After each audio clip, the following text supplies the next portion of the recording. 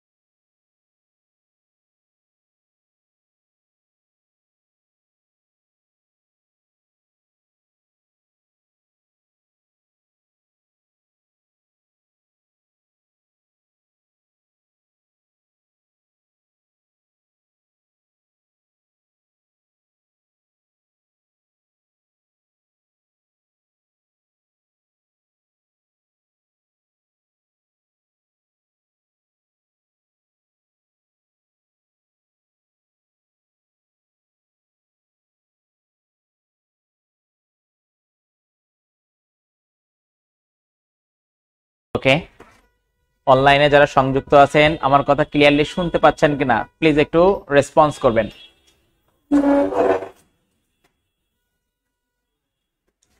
অনেকে সালাম দিছেন, ওয়ালাইকুম আসসালাম।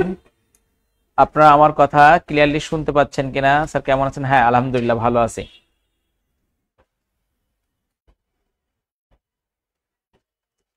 স্যার কালকের ক্লাসের পিডিএফ পাইলাম না স্যার। পিডিএফ তো আপনাদের অফিস থেকে দিবে, এটা তো আমি দিব না, অফিস থেকে আপনাদেরকে দিয়ে দিবে। ঠিক আছে, অফিসে নক দিবেন, অফিসিয়াল যে ইয়ে আছে সেখান থেকে দিয়ে দিবে।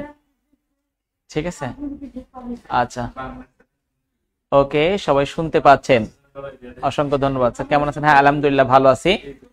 ওকে, খেয়াল করেন, আমরা হচ্ছে আমাদের মূল টপিকে চলে যাই। আজকে আপনাদের যে আলোচনার মূল টপিক সেটা হচ্ছে জলবায়ু পরিবর্তন, দুর্যোগ, নবায়নযোগ্য শক্তি, এরপরে হচ্ছে গ্রিন হাউস ইফেক্ট। বুঝতে পারছেন কিনা? এই যে বিভিন্ন যে পরিবেশগত যে বিষয়গুলো আছে, আজকে মূলত সেই টপিকটা নিয়ে আমরা আলোচনা করব। আচ্ছা, তো সবাই বলছে সাউন্ড ক্লিয়ার, একজন লিখছে যে সাউন্ড নাই, তাহলে হয়তো আপনার ওখানে সমস্যা হচ্ছে। ঠিক আছে, সবার এখানে সাউন্ড ক্লিয়ার।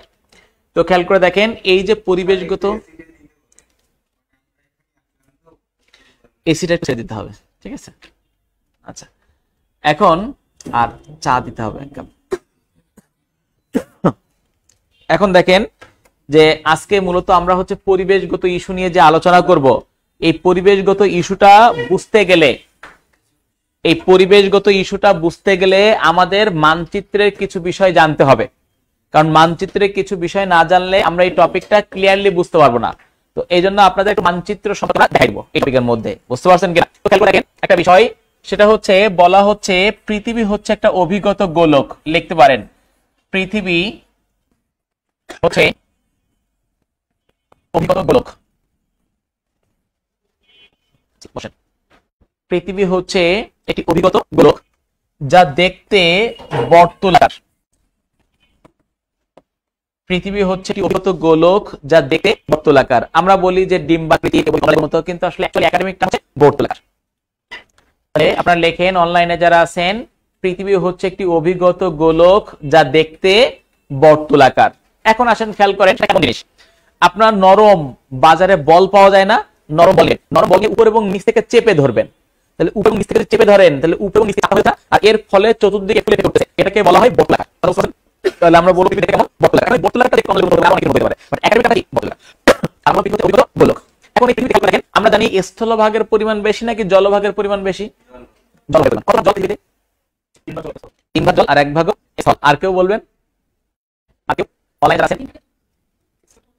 স্যার শুনতে পাচ্ছেন না? আচ্ছা, অন্যরা কি শুনতে পাচ্ছেন না?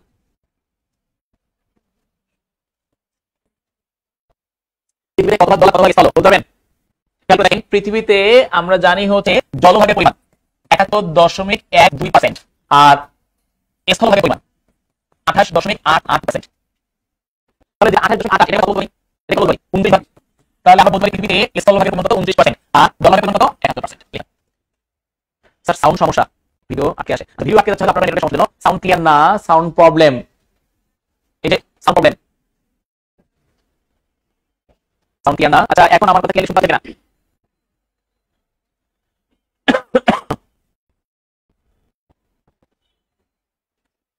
আমার কথা এখন ক্লিয়ার শোনা যাচ্ছে কিনা? প্লিজ একটু জানাবেন, জানাবেন। কথা শুনতে পাচ্ছি না, এখন কি অবস্থা? সাউন্ড প্রবলেম, সাউন্ড প্রবলেম হচ্ছে, আগে এটা ঠিক করতে হবে।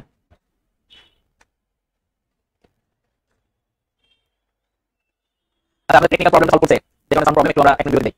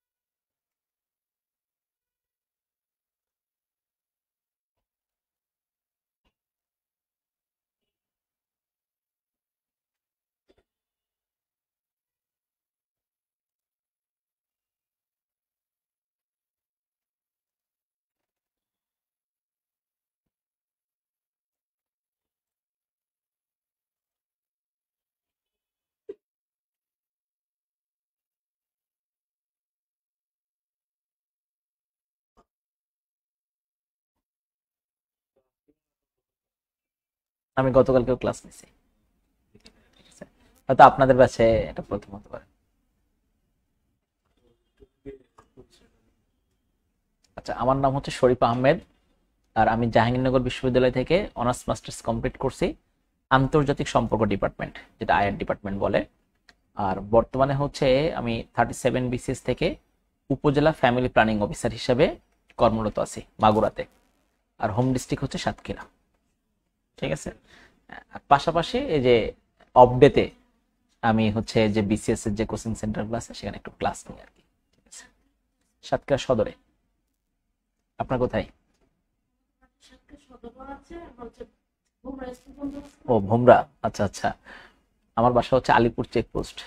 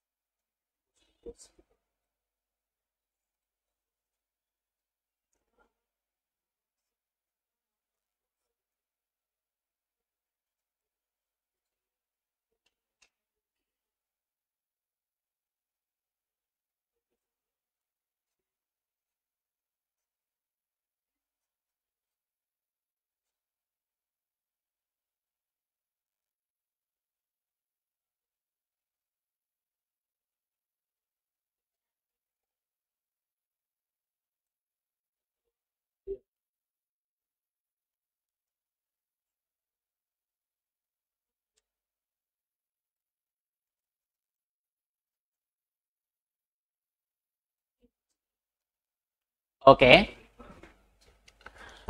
তো অনলাইনে যারা সংযুক্ত আছেন এখন দেখেন তো আমার কথা ক্লিয়ারলি শোনা যাচ্ছে কিনা। অনলাইনে যারা সংযুক্ত আছেন আমার কথা এখন ক্লিয়ারলি শোনা যাচ্ছে কিনা। আপনারা ক্লিয়ারলি শুনতে পেলে আমরা শুরু করব।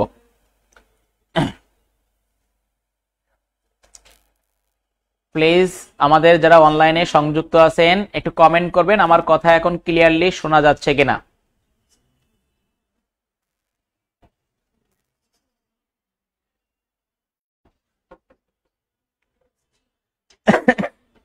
আচ্ছা, ওকে,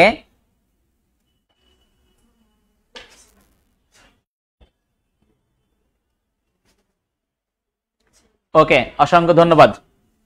শুরু করেন। তাহলে আমরা দেখতে পাচ্ছি পৃথিবীতে স্থলভাগের পরিমাণ হচ্ছে কত? 71%। স্থলভাগ এটা হচ্ছে 29 আর জলভাগ হচ্ছে 71। বুঝতে পারছেন কিনা? এবার আসেন আমরা হচ্ছে একটু দেখি যে হচ্ছে মানচিত্র সেটা কিভাবে আমাদেরকে শিখতে হবে। তবে তার আগে আমরা একটা দেখতে পাই যে পৃথিবীর সবচাইতে প্রাচীন একটা মানচিত্র আছে যার নাম হচ্ছে ইন্ডিগো মুন্ডি, আর এটা পাওয়া যায় হচ্ছে ব্যাবিলনের উত্তরে। আমরা লিখে রাখতে পারি, লেখেন মানচিত্র, পয়েন্ট করেন মানচিত্র। পৃথিবীর প্রাচীনতম মানচিত্রের নাম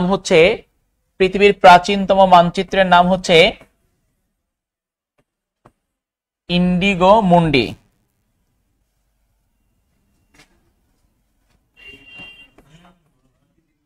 ইন্ডিগো মুন্ডি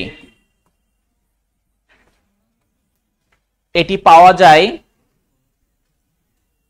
পাওয়া যায় কথা বলা যাবে না, ব্যাবিলনের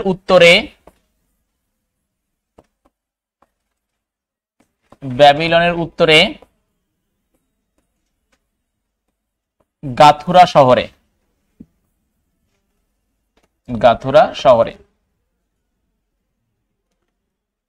এটি পাওয়া যায় ব্যাবিলনের উত্তরে গাথুরা শহরে। তাহলে আমরা দেখতে পাচ্ছি পৃথিবীর সবচাইতে প্রাচীন যে মানচিত্র তার নাম হচ্ছে ইন্ডিগো মুন্ডি, আর এটা পাওয়া যাচ্ছে কোথায়? আবিষ্কার করা হচ্ছে ব্যাবিলনের উত্তরে গাথুরা শহরে। তাহলে আমরা মানচিত্র যে প্রাচীনতম মানচিত্র সেটা দেখলাম। এবার আসেন আধুনিক মানচিত্র নিয়ে আমরা একটু কথা বলি। খেয়াল করেন, গাথুরা শহরে।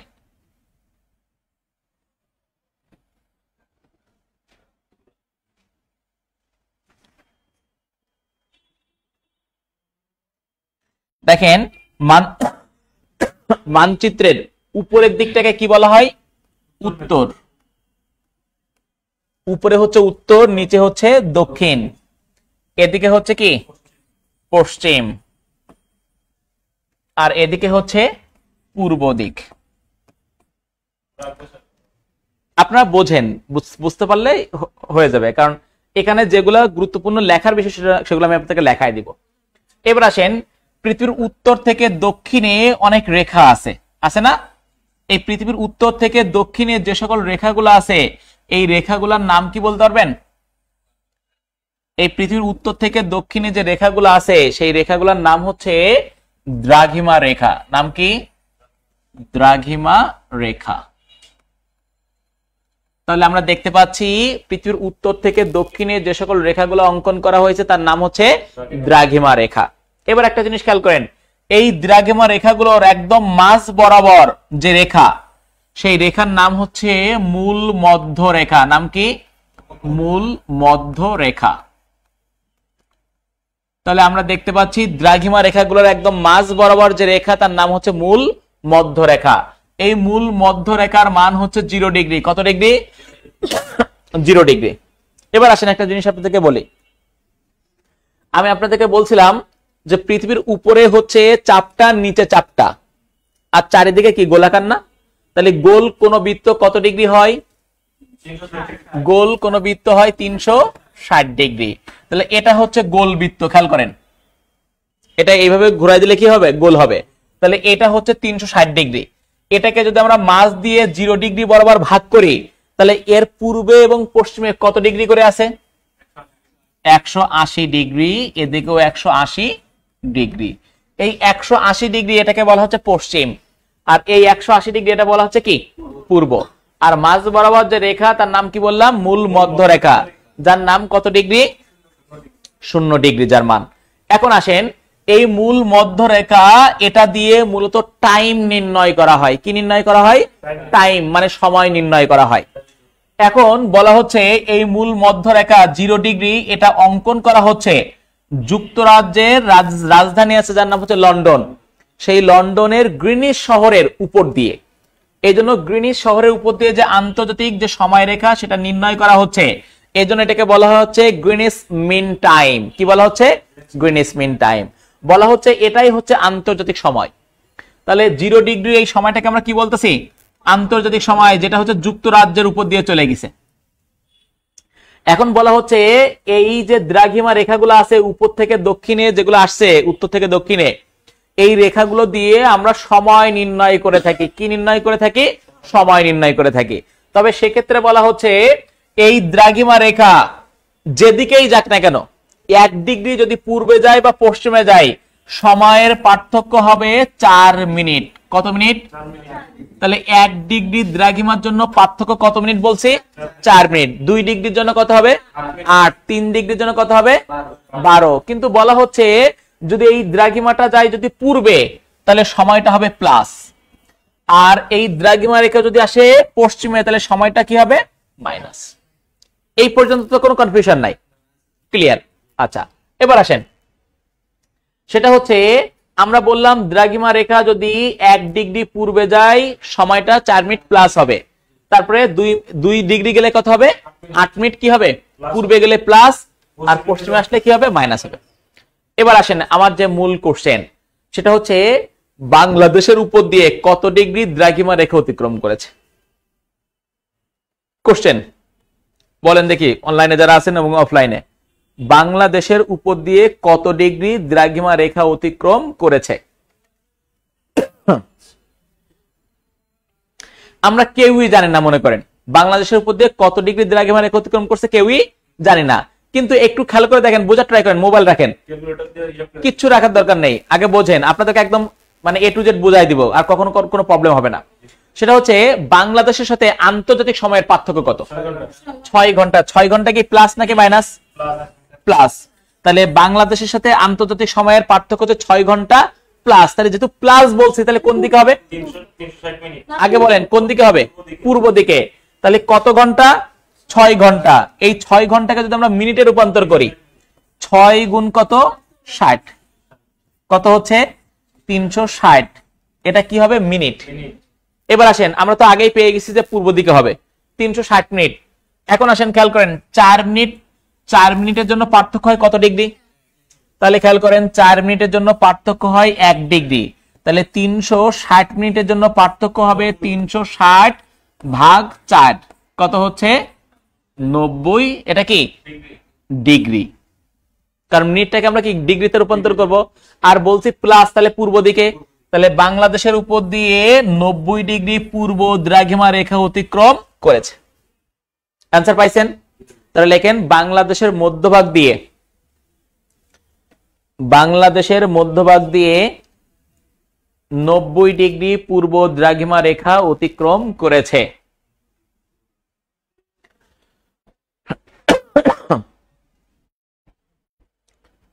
বাংলাদেশের উপর দিয়ে 90 ডিগ্রি পূর্ব দ্রাঘিমা রেখা অতিক্রম করেছে।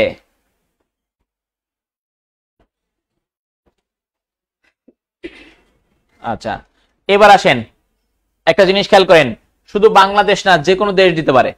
সাপোজ মনে করেন আমাদের পাশে এখানে একটা রাষ্ট্র আছে যার নাম হচ্ছে চায়না, বলা হচ্ছে চায়নার উপর দিয়ে 120 ডিগ্রি পূর্ব দ্রাঘিমা রেখা অতিক্রম করেছে। তাহলে চায়নার সাথে আন্তর্জাতিক সময়ের পার্থক্য কত? তাহলে 120 ডিগ্রি বোঝা ট্রাই করেন, 1 ডিগ্রির জন্য কত মিনিট? তাহলে 120 ডিগ্রির জন্য 120 গুণ কত? 4, কত হচ্ছে?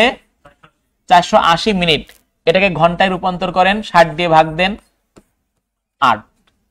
তাহলে আন্তর্জাতিক সময়ের পার্থক্য কত ঘন্টা? 8 ঘন্টা। ক্লিয়ার? এবার আসেন, আপনাদের হয় দ্রাঘিমা রেখা দেওয়া থাকবে, সময় নির্ণয় করতে হবে, অথবা সময় দেওয়া থাকবে, দ্রাঘিমা রেখা নির্ণয় করতে হবে। এখন কোশ্চেন করলো, মনে করেন যে এইখানে খেয়াল করে দেখেন জাপান, এই জাপানের সাথে আন্তর্জাতিক সময়ের পার্থক্য 9 ঘন্টা প্লাস। বোঝা ট্রাই করেন, জাপানের সাথে আন্তর্জাতিক সময়ের পার্থক্য কত? 9 ঘন্টা প্লাস। তাহলে জাপানের উপর দিয়ে কত ডিগ্রি দ্রাঘিমা রেখা অতিক্রম করছে বের করেন। জাপানের, আমরা বললাম যে জাপানের উপর দিয়ে কত ডিগ্রি, সরি, জাপানের সাথে আন্তর্জাতিক সময়ের পার্থক্য কত? 9 ঘন্টা কি প্লাস। তাহলে জাপানের উপর দিয়ে কত ডিগ্রি দ্রাঘিমা রেখা অতিক্রম করেছে? সময় হচ্ছে 1 মিনিট। বের করেন অনলাইন এবং অফলাইনে যারা আছেন। এটা বের করতে পারলে তাহলে আমরা বুঝবো যে না আপনারা হচ্ছে বুঝতেছেন।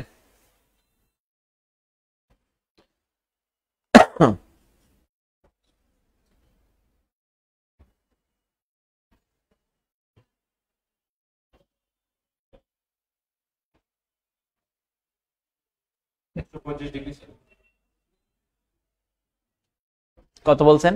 135। আচ্ছা, একটা অ্যান্সার আসছে 135 ডিগ্রি। 135 ডিগ্রি কি? পূর্ব দ্রাঘিমা রেখা। পূর্ব, ওকে। আর বাকিরা একটা অপশন আমরা পাইলাম, 2, 3। দেখি আপনারা কত বলেন, বের করেন। 135 ডিগ্রি প্লাস হবে, যেহেতু 9 ঘন্টা প্লাস।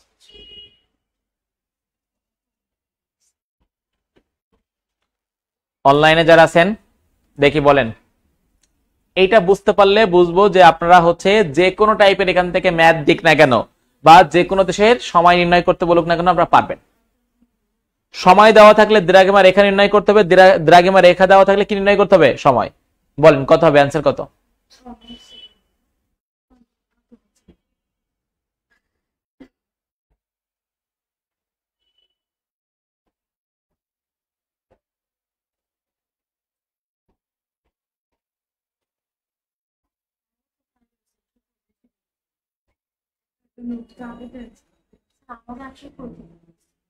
হুম? 135 কি হবে এটা? পূর্ব। আচ্ছা, অনলাইনে যারা আছেন, স্যার আমি অঙ্কে অনেক কাঁচা, এই অঙ্ক কি অঙ্ক? এটা তো অঙ্কই না, পানির মতো। আচ্ছা, অনলাইনে ফয়সাল আহমেদ লিখছেন 135, মাসুম মল্লিক লিখছেন 145, সাইদ মাহমুদ লিখছেন হচ্ছে 135। এখন আসেন আমরা একটু বোঝার ট্রাই করি, কত আমরা দেখতে পাবো। আমরা বললাম প্লাস হলে কি পূর্ব দিক, তাহলে পূর্ব একটা অ্যান্সার পেয়ে গেলাম। অবশ্যই পশ্চিম হবে না, কি হবে? পূর্ব হবে। এবার আসেন একটা জিনিস, সেটা হচ্ছে 9 ঘন্টা। তাহলে এটাকে আমরা মিনিটে রূপান্তর করি। আমরা জানি হচ্ছে 1 ঘন্টা সমান সমান 60 মিনিট। তাহলে 9 ঘন্টা সমান সমান 9 গুণ 60 কত হচ্ছে? 6×54, তার মানে কি 540, এটা কি মিনিট। তাহলে আমরা বলছিলাম 1 ডিগ্রির জন্য পার্থক্য হয় 4 মিনিট, তার মানে 4 মিনিটের জন্য পার্থক্য 1 ডিগ্রি। তাহলে 540 মিনিটের জন্য পার্থক্য হবে কত ডিগ্রি? এটাকে আমরা 4 দিয়ে ভাগ করব। তাহলে আমরা এখানে দেখতে পাচ্ছি কত হবে? 135। তাহলে পেয়ে গেলাম 135। আর এটা কি? পূর্ব দ্রাঘিমা রেখা। তাহলে জাপানের উপর দিয়ে কত? 135 ডিগ্রি পূর্ব দ্রাঘিমা রেখা অতিক্রম করেছে। 9 ঘন্টা প্লাস হবে না প্লাস 9 ঘন্টা? প্লাস ইন্ডিকেট করতেছে পূর্ব, আর মাইনাস হলে ইন্ডিকেট করতে কোনটা? কথা বুঝতে পারছেন কিনা? দেখি মনে হইতেছে যে প্লাসটা আগে থাকে এরকম, যে প্লাস ওটা কোনো সব না, ওই প্লাস বলতে এখানে এটা বোঝানো হচ্ছে না। আমার কথা বুঝতে পারছেন? একদম ফিক্স টাইম, এখানে কোনো ওই প্লাস নাই, ঠিক আছে। আচ্ছা ওকে, তাহলে যারা 135 বলছেন তাদের কি অ্যান্সারটা রাইট, সঠিক। এবার আসেন আরো একটা বিষয় আপনাদেরকে দেখাই, তাহলে আর কোনো কনফিউশন তৈরি হবে না।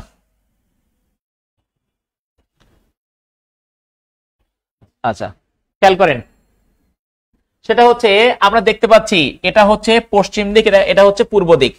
এখন এখানে একটা জায়গা যার নাম ধরলাম এ, আর এখানে একটা জায়গা যার নাম কি ধরলাম বি, দুইটা স্থান, এ এবং বি দুইটা স্থান। এ স্থানের উপর দিয়ে 50 ডিগ্রি পশ্চিম দ্রাঘিমা রেখা অতিক্রম করছে, আর বি স্থানের উপর দিয়ে 40 ডিগ্রি কি পূর্ব দ্রাঘিমা রেখা অতিক্রম করেছে। তাহলে এ এবং বি এই দুইটা স্থানের মাঝে সময়ের পার্থক্য কত বের করেন। এ এবং বি এই দুইটা স্থানের মাঝে সময়ের পার্থক্য কত, দেখি পারেন কিনা। এই দুইটা স্থানের মাঝে সময়ের পার্থক্য বের করতে হবে। যারা সময়ের পার্থক্য বের করতে পারবেন তারা আর কখনো এই বিষয়গুলো ভুল করবেন না। দেখি 135 আমি আনসার বলে দেওয়ার পরে সবাই কমেন্ট করতেছেন, আগে করতে হবে, যারা আগে করছে তাদেরটা রাইট, ঠিক আছে। আচ্ছা তাহলে এ এবং বি এই দুইটা স্থানের মাঝে সময়ের পার্থক্য কত বের করেন দেখি। মানচিত্রের অধিকাংশ বিষয় আজকে আপনাদেরকে ক্লিয়ার করে দিব, বুঝতে পারছেন কিনা, এবং তারপর আমরা পরিবেশগত ইস্যুতে ঢুকে যাব।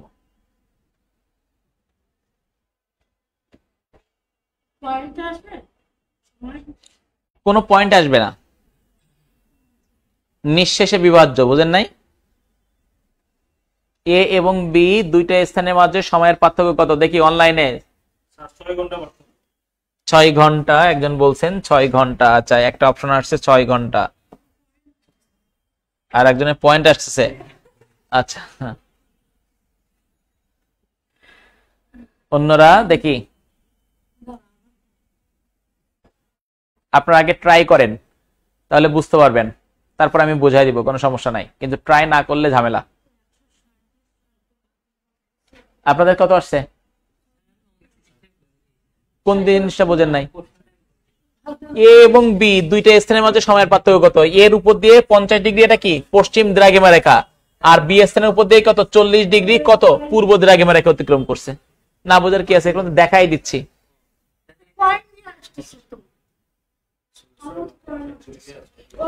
14 মিনিট আর 10 মিনিট। আচ্ছা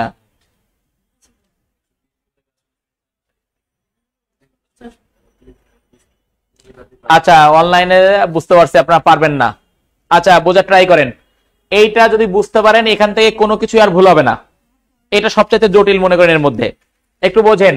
আমরা এই 0 ডিগ্রি বরাবর যে কোনো একটা টাইম ধরতে পারি, যে টাইম ইচ্ছা। আমরা ধরলাম এটা 12টা বাজে, কয়টা বাজে 12টা বাজে। এখন আসেন এখানে 12টা বাজে, আমরা বললাম এটা থেকে কত ডিগ্রি 50 ডিগ্রি কি পশ্চিম, তাহলে 1 ডিগ্রির জন্য 4 হলে 50 ডিগ্রির জন্য 50 গুণ 4 কত হচ্ছে 200 মিনিট। তাহলে এখানে যদি 12টা বাজে 200 মিনিট হচ্ছে কি হবে মাইনাস, তাহলে 200 মিনিট সমান সমান আমরা জানি কত 3 ঘন্টা 20 মিনিট। তাহলে 12টা থেকে 3 ঘন্টা 20 মিনিট বিয়োগ দেন 8টা 40 AM। কথা বুঝতে পারছেন কিনা, এই 12টা থেকে 3 ঘন্টা 20 মিনিট বিয়োগ দিলে কত হবে 8টা 40, আমরা ধরলাম সকাল 8টা 40 বাজে। এবার আসেন 1 ডিগ্রির জন্য 4 হলে 40 ডিগ্রির জন্য 40 গুণ 4 কত হচ্ছে 160 মিনিট। তাহলে 160 মিনিট সমান সমান 2 ঘন্টা 40 মিনিট। এখানে যদি দুপুর 12টা বাজে তাহলে এখানে দুপুর কয়টা 2 ঘন্টা 40 মিনিট, তার মানে 2টা 40, এটা কি PM। তাহলে এখানে হচ্ছে সকাল 8টা 40, এখানে হচ্ছে দুপুর 2টা 40। দেখেন তো ডিস্টেন্স কত ঘন্টা হয়, কথা বোঝেন নাই তো, খুবই সহজ জিনিস। আগে কি দিছি তো, আগে আপনি মিনিটটাকে ঘন্টায় রূপান্তর করছেন।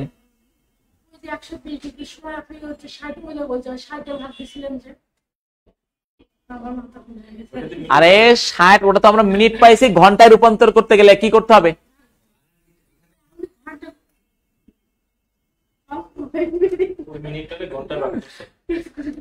আমার কথা বুঝতে পারছেন কিনা, অনলাইনে যারা আছেন ক্লিয়ার।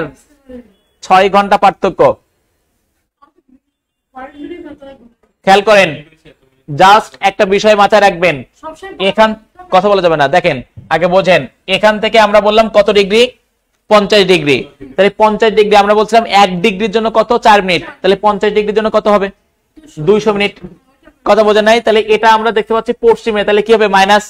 তো 200 মিনিট সমান সমান এটাকে ঘন্টায় রূপান্তর করেন, 200 মিনিটটাকে কত হয়, 3 ঘন্টা 20 মিনিট। তাহলে এই 3 ঘন্টা 20 মিনিট কি আমার বিয়োগ দিতে হবে 12টা থেকে, তাহলে 12টা থেকে 3 ঘন্টা 20 মিনিট বিয়োগ দিলে কত হচ্ছে, 8টা 40। ক্লিয়ার কিনা? এবার আসেন, এখানে 40 ডিগ্রি, 1 ডিগ্রির জন্য 4 হলে 40 ডিগ্রির জন্য 40 গুণ 4 কত হচ্ছে, 160 মিনিট। তো এটাকে ঘন্টায় রূপান্তর করেন, 160 মিনিট সমান কত ঘন্টা, 2 ঘন্টা 40 মিনিট। তাহলে এখানে 12টা বাজলে এদিকে গেলে প্লাস হবে, তাহলে যোগ করেন 12টার সাথে 2 ঘন্টা 40, তার মানে কি 2টা 40, এখানে 2টা 40, এখানে 8টা 40, সময়ের পার্থক্য কত, 12 না, এখানে আপনি 10 ধরলেও হবে, এখানে 11, যেটাই ইচ্ছা ধরতে পারেন, কোন সমস্যা নাই। আমার কথা বুঝতে পারছেন না? যে কোনোটা ধরতে পারেন, কোন সমস্যা নাই। তাহলে আমরা হচ্ছে সময় নির্ণয়টা দেখে নিলাম, বুঝতে পারছেন কিনা? তাহলে যে কোনো দেশের সময় দেওয়া থাকলে দ্রাঘিমা রেখা নির্ণয় করা যাবে, দ্রাঘিমা রেখা দেওয়া থাকলে কি নির্ণয় করতে পারবো, সময় নির্ণয় করতে পারবো। এ পর্যন্ত কোনো আছে কিনা, কনফিউশন আছে? ক্লিয়ার?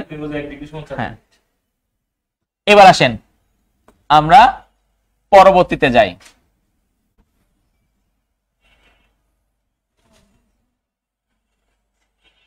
এবার আসেন, এটা উত্তর, এটা দক্ষিণ, এটা বললাম হচ্ছে পশ্চিম, আর এটা হচ্ছে পূর্ব। এখন কথা বলা যাবে না, খেয়াল করেন, এই পশ্চিম থেকে পূর্ব দিকেও অনেক রেখা আছে, পশ্চিম থেকে কোন দিকে আছে, পূর্ব দিকে অনেক রেখা আছে। এই রেখাগুলোর নাম কি? পৃথিবীর পশ্চিম থেকে পূর্ব দিকে অনেক রেখা আছে, এই রেখাগুলোর নাম কি? নাম হচ্ছে অক্ষরেখা। নাম কি? অক্ষরেখা।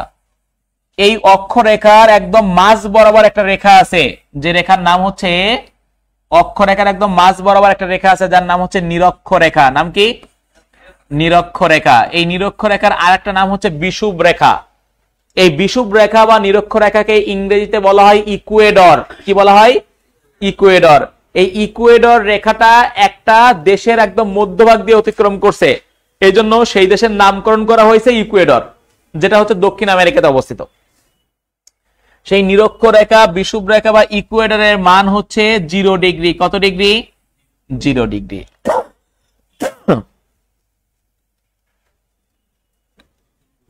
স্যার আমি নতুন শুরু করব কোথা থেকে? তো ক্লাস অর্ধেক শেষ হওয়ার পরে যদি আসেন তাহলে বুঝবেন কেমনে।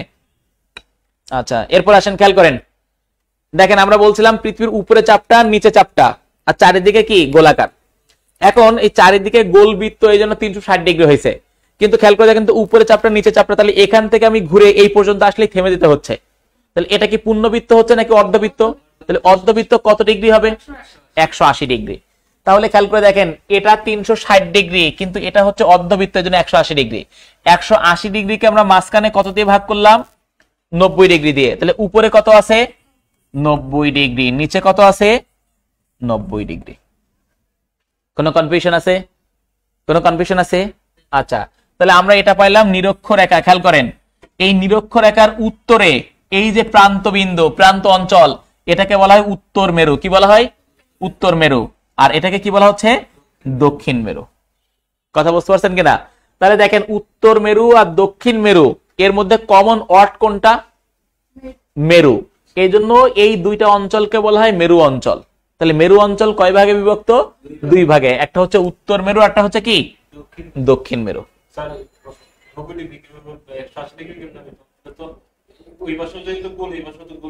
কেন গোল কেন হবে? আমি আপনাদেরকে বললাম না, পৃথিবীর উপরে চাপটা নিচে চাপটা, বলছিলাম কিনা? আর এইদিকে গোলাকার। তা উপরে চাপটা নিচে চাপটা হলে কি এটা কি গোল হচ্ছে? এটা অর্ধেক হচ্ছে না? হ্যাঁ, কথা বল। এই যে এখান থেকে এখানে আসলেন, অর্ধেক বৃত্ত। বুঝতে পারছেন কিনা? তাহলে অর্ধেক বৃত্তের মান কত ডিগ্রি? 180। আর এটাকে মাঝখান দিয়ে ভাগ করলে কত হবে? এদিকে 90, এদিকে 90। ক্লিয়ার? আচ্ছা, এবার আসেন, এটা হচ্ছে নিরক্ষরেখা, আর এটাকে আমরা বললাম উত্তর মেরু, এটা হচ্ছে দক্ষিণ মেরু। দুইটাকে একসাথে বলা হচ্ছে মেরু অঞ্চল। ক্লিয়ার? এবার আসেন, খেয়াল করেন, বলা হচ্ছে, আপনারা একটু দেখাই, তাকান এদিকে তাকান, বলা হচ্ছে এই নিরক্ষরেখা বরাবর সূর্য লম্ব বা খাড়াভাবে কিরণ দেয়। বোঝার ট্রাই করেন, নিরক্ষরেখা বরাবর সূর্য কিভাবে কিরণ দেয়? লম্ব বা খাড়াভাবে কিরণ দেয়। তাহলে এই যে নিরক্ষরেখা বরাবর সূর্য যদি লম্ব খাড়াভাবে কিরণ দেয়, এদিকে উত্তর এদিকে দক্ষিণ, তাহলে উত্তর মেরু এবং দক্ষিণ মেরুতে সূর্য কিভাবে কিরণ দিবে? কোনাকুনি হবে। মানে কি বাঁকা বা তির্যক ভাবে, কোনাকুনি, কথা বোঝেন নাই? এখানে যদি খাড়া হয় তাহলে এই উত্তরে এই দক্ষিণে সূর্য কিভাবে কিরণ দিবে? বাঁকা বা তির্যক ভাবে কিরণ দিবে। ক্লিয়ার? তাহলে এবার আসেন, কোন পাত্রে যদি সূর্য লম্বভাবে কিরণ দেয়, তার মানে সরাসরি সূর্যের তাপ পড়ে, ওই পাত্রে পানি কেমন হবে? অনেক বেশি গরম হবে। আর পানি যত গরম হয় তার বৈশিষ্ট্য হচ্ছে তত বেশি হালকা হবে। তাহলে নিরক্ষ অঞ্চলের পানির বৈশিষ্ট্য কেমন হবে? খুব গরম হবে এবং হালকা হবে। তাহলে নিরক্ষ অঞ্চলের পানি কেমন? গরম ও হালকা। তাহলে লেখেন যে সূর্য নিরক্ষ রেখা বরাবর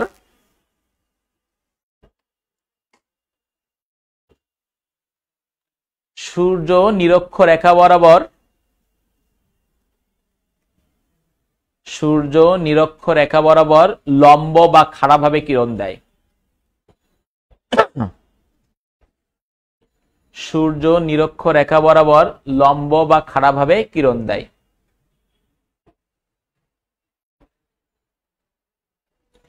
সূর্য নিরক্ষ রেখা বরাবর লম্ব বা খাড়াভাবে কি দিচ্ছে? কিরণ দিচ্ছে। এজন্য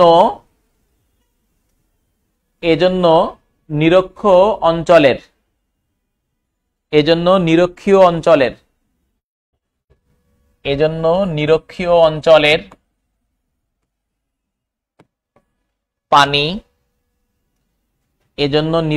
অঞ্চলের পানি উষ্ণ ও হালকা। এজন্য নিরক্ষীয় অঞ্চলের পানি কেমন? উষ্ণ ও হালকা। ঠিক আছে? তাহলে আমরা বললাম মেরু অঞ্চলের সূর্য কিভাবে কিরণ দিবে? বাঁকা বা তির্যক ভাবে। এখন একটা বালতিতে আপনি পানি রাখলেন, সেটা সূর্যের তাপ অনেক দূর থেকে যদি দেয়, যেখানে তাপ পড়বে ওই জায়গাটা গরম, বাকি অঞ্চল ঠান্ডা। তাহলে খেয়াল করে দেখেন তো, নিরক্ষ রেখা থেকে আমরা যত উত্তরে যাব, যত দক্ষিণে আসব, পানি তত কি হতে থাকবে? ঠান্ডা হতে থাকবে। তাহলে আমরা দেখতে পাচ্ছি একটা পর্যায়ে যখন মেরু অঞ্চলে চলে আসবো, তখন পানি শীতল হয়ে যাবে। কি হয়ে যাবে? শীতল হয়ে যাবে। তাহলে মেরু অঞ্চলের পানি কেমন হবে? শীতল। আর শীতল পানির বৈশিষ্ট্য কি হবে? ভারী হবে। তাহলে লেখেন যে মেরু অঞ্চলের সূর্য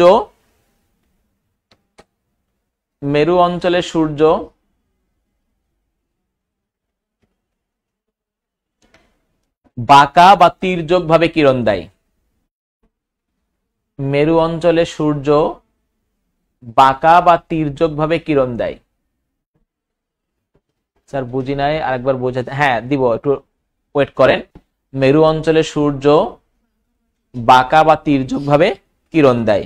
এজন্য মেরু অঞ্চলের পানি শীতল ও ভারী। এজন্য মেরু অঞ্চলের পানি শীতল ও ভারী।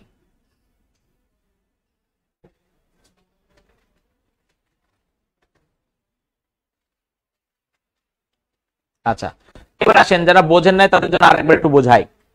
আমরা বললাম নিরক্ষ রেখা বরাবর সূর্য লম্ব বা খাড়াভাবে কি দেয়? কিরণ দেয়। তাহলে এখানে যদি নিরক্ষ রেখা বরাবর সূর্য লম্ব খাড়াভাবে কিরণ দেয়, এই অঞ্চলে সূর্য লম্ব খাড়াভাবে কিরণ দিচ্ছে, আর এদিকে হচ্ছে উত্তর, এদিকে দক্ষিণ মেরু, তাহলে উত্তর এবং দক্ষিণ মেরুতে সূর্য কিভাবে কিরণ দিচ্ছে? বাঁকা বা তির্যক ভাবে। এবার আসেন, আমরা বললাম একটা বালতির পানিতে সূর্যের তাপ যদি সরাসরি পড়ে, লম্বভাবে পড়ে, তাহলে পানি অনেক বেশি কি হবে? গরম হবে। আর পানির বৈশিষ্ট্য হচ্ছে যত গরম হবে তত হালকা হবে। এই জন্য নিরক্ষ রেখা বরাবর অঞ্চলের পানি হচ্ছে উষ্ণ এবং কি হালকা। এবার দেখেন, এই নিরক্ষ রেখা থেকে যত উত্তরে যাব, যত দক্ষিণে যাব, পানি তত কি হতে থাকবে? কম তাপ দিবে। তাহলে কম তাপ দিলে পানি তত বেশি কি হতে থাকবে? শীতল হতে থাকবে। এই জন্য নিরক্ষ রেখা থেকে যত উত্তরে, যত দক্ষিণে আসবো, পানি তত কি হতে থাকবে? শীতল হতে থাকবে। আর শীতল পানির বৈশিষ্ট্য হচ্ছে কি হবে? ভারী হবে। এজন্য বলা হচ্ছে মেরু অঞ্চলের পানি কেমন? শীতল ও ভারী। এখন বুঝতে পারছেন কিনা অনলাইনে যারা আছেন? D2O, ঠিক আছে? হ্যাঁ, পানিতে তো পানির সংকেত H2O না, নরমাল পানির সংকেত হচ্ছে H2O আর ভারী পানির সংকেত হচ্ছে D2O। মানে আপনি যেটা বললেন যে ভারী পানি, হ্যাঁ হ্যাঁ হ্যাঁ, এটা আচ্ছা ওকে। এবার আসেন স্যার, আমি নতুন, হ্যাঁ নতুন কোনো সমস্যা নাই, আগে বোঝার ট্রাই করেন আমি কি বোঝাতে চাচ্ছি, তাহলে দেখবেন যে বিষয়গুলো ক্লিয়ার হয়ে যাচ্ছে। এবার আসেন খেয়াল করেন, যে জিনিসগুলো আপনারা মুখস্থ করেন এতদিন ধরে সায়েন্সে, দেখবেন এগুলো আপনারা মুখস্থ করে আসছেন, কিন্তু এগুলো মুখস্থ করার বিষয় না, সবই হচ্ছে বুঝে পড়লে ইজি হয়ে যাবে। এবার আসেন খেয়াল করেন, এই নিরক্ষর রেখা থেকে একটু দেখেন, এই নিরক্ষর রেখা থেকে 1 2 3 4 করতে করতে 90 ডিগ্রি উত্তর, কথা বলা যাবে না, 90 ডিগ্রি এটা কি উত্তর, আর নিরক্ষর রেখা থেকে 1 2 3 করতে করতে এটা 90 ডিগ্রি কি দক্ষিণ। এখন এই নিরক্ষর রেখা থেকে 1 2 3 4 করতে করতে খেয়াল করে দেখেন এখানে আসছে 23.5 ডিগ্রি উত্তর। এই 23.5 ডিগ্রি যেটাকে আমরা উত্তর বলতেছি, সেই 23.5 ডিগ্রি উত্তরের নাম হচ্ছে কর্কট ক্রান্তি রেখা। নাম কি? কর্কট ক্রান্তি রেখা। আর এই 0 ডিগ্রি থেকে 1 2 3 4 করতে করতে 23.5 ডিগ্রি যেটা দক্ষিণ, এর নাম হচ্ছে মকর ক্রান্তি রেখা। লিখছেন? এবার আসেন দেখেন, কর্কট ক্রান্তি আর মকর ক্রান্তি এর মধ্যে কমন শব্দ কোনটা? ক্রান্তি। ক্রান্তি। এই জন্য কর্কট ক্রান্তি এবং মকর ক্রান্তি যে রেখা বরাবর অঞ্চল, এই দুইটা অঞ্চলকে বলা হয় ক্রান্তীয় অঞ্চল। তাহলে আমরা দেখেন পৃথিবীকে মোট কয়েকটা ভাগে আমরা ভাগ করতে পারতেছি। একটা বললাম নিরক্ষীয় অঞ্চল এটা, আর এই যে অঞ্চল আর এই যে অঞ্চল এটাকে বলা হচ্ছে ক্রান্তীয় অঞ্চল, আর এই অঞ্চল আর এই অঞ্চল এটাকে বলা হচ্ছে মেরু অঞ্চল। তিনটা ভাগে ভাগ করতে পারছি। 23.5 দক্ষিণ, আর কর্কট ক্রান্তি হচ্ছে 23.5 কি উত্তর। ক্লিয়ার? আচ্ছা এবার আসেন খেয়াল করেন,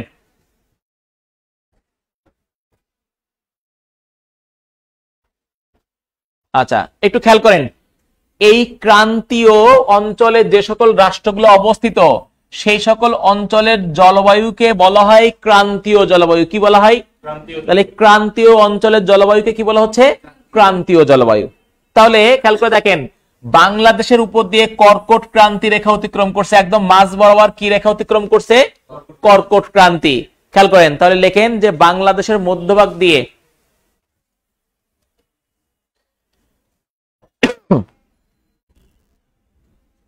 বাংলাদেশের মধ্যভাগ দিয়ে কর্কট ক্রান্তি রেখা, কর্কট ক্রান্তি রেখা বা কর্কট ক্রান্তি রেখার মান কত ডিগ্রি বলছি? 23.5 ডিগ্রি উত্তর। লেখেন বা 23.5 ডিগ্রি উত্তর অক্ষরেখা অতিক্রম করেছে। 23.5 ডিগ্রি উত্তর অক্ষরেখা অতিক্রম করেছে।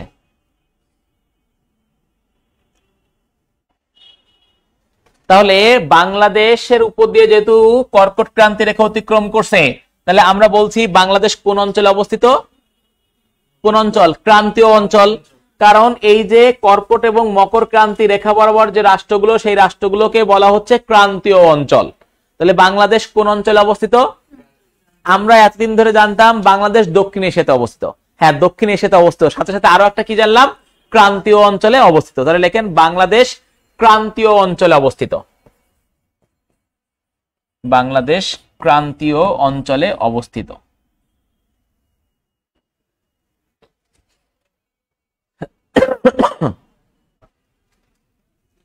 ক্রান্তীয় অঞ্চলে অবস্থিত। এবার আসেন, এই ক্রান্তীয় অঞ্চলের উপর দিয়ে যে জলবায়ু প্রবাহিত, সেই জলবায়ুকে বলা হয় ক্রান্তীয় জলবায়ু। কি বলা হয়? লেখার দরকার নেই, আগে বোঝেন। আমি যেগুলো গুরুত্বপূর্ণ ইনফরমেশন সেগুলো আপনাদেরকে লিখতে বলবো, এত লেখার জন্য তাড়াহুড়া করেন না, আগে বোঝেন। তাহলে ক্রান্তীয় অঞ্চলের জলবায়ুকে কি বলা হয়? ক্রান্তীয় জলবায়ু। তাহলে বাংলাদেশের জলবায়ু কোন ধরনের জলবায়ু? ক্রান্তীয় জলবায়ু। এবার আসেন একটা বিষয়, সেটা হচ্ছে যে সকল অঞ্চলের জলবায়ু ঋতু পরিবর্তনের সাথে সাথে দিক পরিবর্তন করে, সেই জলবায়ুকে বলা হয় মৌসুমী জলবায়ু। এবং যে সকল রাষ্ট্রে ঋতুর সংখ্যা বেশি, সেই সকল অঞ্চলের জলবায়ু হচ্ছে মূলত মৌসুমী জলবায়ু। এখন কথা হচ্ছে, খেয়াল করে দেখেন, পৃথিবীর অধিকাংশ দেখবেন দেশে ঋতু 2টা, কোন দেশে 3টা, এমনকি আপনাদের ভারতের ঋতু হচ্ছে 4টা, কিন্তু বাংলাদেশের ঋতু কয়টা? 6টা। তাহলে এখানে ঋতু পরিবর্তনের সাথে সাথে দিক পরিবর্তন করতেছে। তাহলে এই অঞ্চলের জলবায়ুকে আমরা কি জলবায়ু বলবো? মৌসুমী জলবায়ু। তাহলে আগে পাইলাম ক্রান্তীয় জলবায়ু, এখন হচ্ছে কি মৌসুমী জলবায়ু। দুইটাকে এক করে দেন, তাহলে কি হবে? ক্রান্তীয় মৌসুমী জলবায়ু। তাহলে বাংলাদেশের জলবায়ু কোন ধরনের? ক্রান্তীয় মৌসুমী জলবায়ু। লেখেন বাংলাদেশের জলবায়ু হচ্ছে ক্রান্তীয় মৌসুমী জলবায়ু।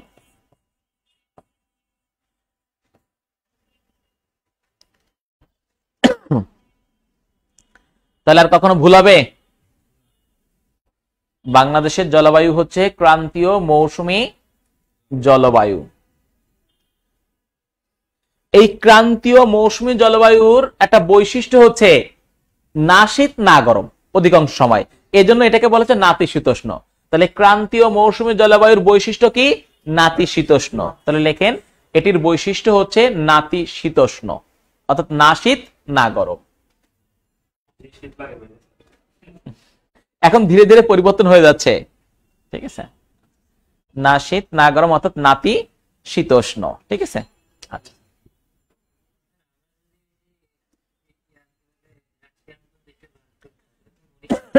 আচ্ছা সেটা আমরা আসবো। দেখেন এবার আছেন, একটু বোঝেন। আমরা বললাম, খেয়াল করে দেখেন, বোঝার ট্রাই করেন। সূর্য এই অঞ্চলে কিভাবে কিরণ দিচ্ছে? আবার বলে নিরক্ষ অঞ্চলে কি? লম্বভাবে। তো বলা হচ্ছে সূর্য এই অঞ্চলে 3 মাস লম্বভাবে কিরণ দিচ্ছে। এরপরে এখানে 3 মাস লম্বভাবে কি দিচ্ছে? কিরণ দিচ্ছে। এখানে 3 মাস, এখানে 3 মাস। তাহলে দেখেন তো কয় মাস হয়ে যাচ্ছে? 3 × 4 = 12। কত মাস? 12 মাস। এখন সূর্য যখন এখানে লম্বভাবে কিরণ দিবে 3 মাস, তখন এখানে শীতকাল। আবার যখন এখানে লম্বভাবে কিরণ দিবে তখন এখানে কি? গরমকাল। আবার এখানে যখন লম্বভাবে কিরণ দিবে তখন এখানে কি? শীতকাল। আবার এখানে যখন লম্বভাবে কিরণ দিবে তখন এখানে কি? শীতকাল। তাহলে খেয়াল করে দেখেন 3, 3, 6, 3, 9, এই 9 মাস এখানে কি হচ্ছে? শীতকাল। আর 3 মাস কি? গরমকাল। তাহলে এটাকে আপনি শীত প্রধান দেশ বলবেন নাকি গরম প্রধান দেশ বলবেন? শীত প্রধান দেশ। এবং দেখেন এই 9 মাস যখন এখানে হচ্ছে শীতকাল, মানে কি বলে, সূর্য লম্বভাবে কিরণ দিচ্ছে, তখন এখানে শীতকাল, মানে বরফ পড়তেছে।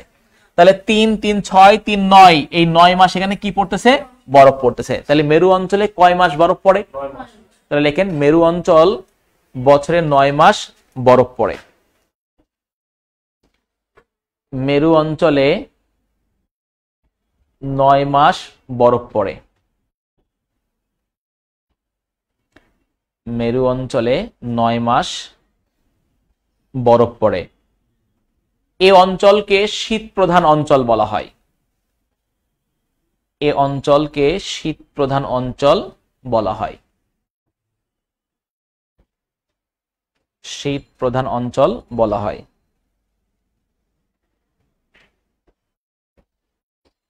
এবার আপনাদেরকে একটা জিনিস বোঝাই, কোশ্চেন হতে পারে পৃথিবীর কোন অঞ্চলে সবচেয়ে বেশি বৃষ্টিপাত হয়? কোন অঞ্চলে সবচেয়ে বেশি কি হয়? বৃষ্টিপাত হয়। একটু বোঝার ট্রাই করেন। ব্রাজিল টিল বাদ দেন, আগে বোঝেন। আমরা বললাম যে সূর্য একদম লম্ব বা খাড়াভাবে কিরণ দিচ্ছে কোথায়? নিরক্ষরেখা বরাবর। তাহলে নিরক্ষরেখা বরাবর সূর্য যদি লম্ব খাড়াভাবে কিরণ দেয়, খেয়াল করে দেখেন এখানে সূর্য তাপ দিচ্ছে, খুব দ্রুত পানি বাষ্পীভূত হচ্ছে, আবার মেঘ আকারে জমা হচ্ছে, আবার বিকালের পরে সেটা বৃষ্টি আকারে পতিত হচ্ছে।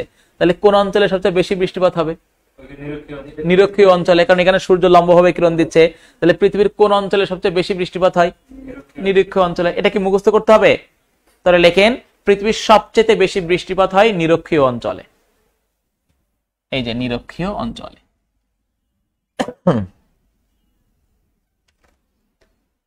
পৃথিবীর সবচেয়ে বেশি বৃষ্টিপাত হয় নিরক্ষীয় অঞ্চলে।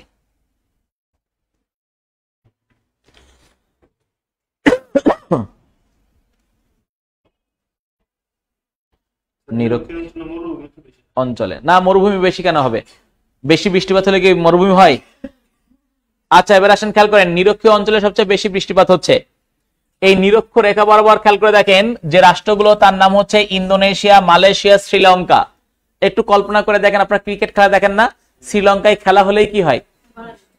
দেখেন না বৃষ্টিপাত হচ্ছে। তাহলে এই জন্য শ্রীলঙ্কায় সবচেয়ে বেশি বৃষ্টিপাত হয়। কেন? কারণ নিরক্ষ রেখা বরাবর অবস্থিত। কথা বুঝতে পারছেন কিনা? একটু আপনাদেরকে উদাহরণ দেই, দেখেন অনেক বিষয় আছে এখানে। সেটা হচ্ছে আপনারা দেখছেন না ঘাস বা গাছপালার গ্রোথ কোন সময়ে বেশি হয়? বৃষ্টির সময়, বর্ষাকালে দেখবেন যে ঘাস এরকম আমাদের মাথার সমান লম্বা হয়ে যাচ্ছে। তাহলে খেয়াল করে দেখেন তো, যে অঞ্চলে বেশি বৃষ্টিপাত হবে সেখানে ঘাসের গ্রোথ বা মানে গাছপালার গ্রোথ অনেক কি হবে, বেড়ে যাবে। বুঝতে পারছেন কিনা? আচ্ছা, তাহলে আমরা এই জিনিসটা জানতে পারলাম। এবার দেখেন আপনাদেরকে আরেকটা বিষয় বলি, সেটা হচ্ছে আমরা বললাম যে আমরা এই নিরক্ষরেখা থেকে যত উত্তরে যাব, যত দক্ষিণে আসব, তত বেশি কি কি পড়তে থাকবে, তত বেশি বৃষ্টি কমতে থাকবে, আর তত বেশি পানি কি হবে, শীতল হতে থাকবে। যখন আমরা মেরু অঞ্চলে চলে আসবো, একদম দেখেন পানি বরফ হয়ে যাচ্ছে। বুঝতে পারছেন কিনা? এখন কথা হচ্ছে মেরু অঞ্চলে আমরা দেখলাম 9 মাস বরফে আচ্ছন্ন থাকে। তাহলে 9 মাস যদি বরফে আচ্ছন্ন থাকে, তাহলে সেখানে কি আমরা গাছপালা রোপণ করতে পারবো? কারণ গাছপালার জন্য তো প্রয়োজনীয় মাত্রা তাপ দরকার, সেই তাপ কি তারা পাবে? পাবে না। এই জন্য তারা চিন্তা করলো আমরা তাহলে এখানে গাছপালা রোপণ করব কিভাবে, কিভাবে সেই গাছপালা বেঁচে থাকবে। এই জন্য মেরু অঞ্চলের যে রাষ্ট্রগুলো তারা চিন্তা করলো আর্টিফিশিয়াল ওয়েতে আমাদের বৃক্ষ রোপণ করতে হবে।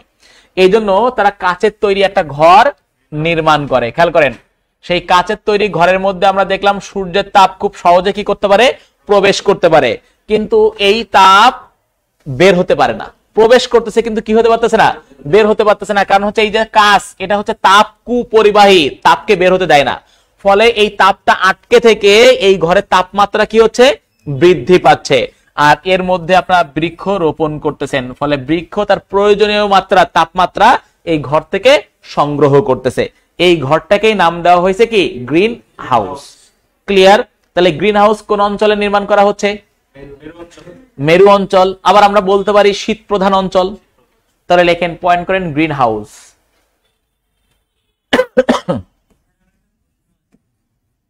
হ্যাঁ বলেন,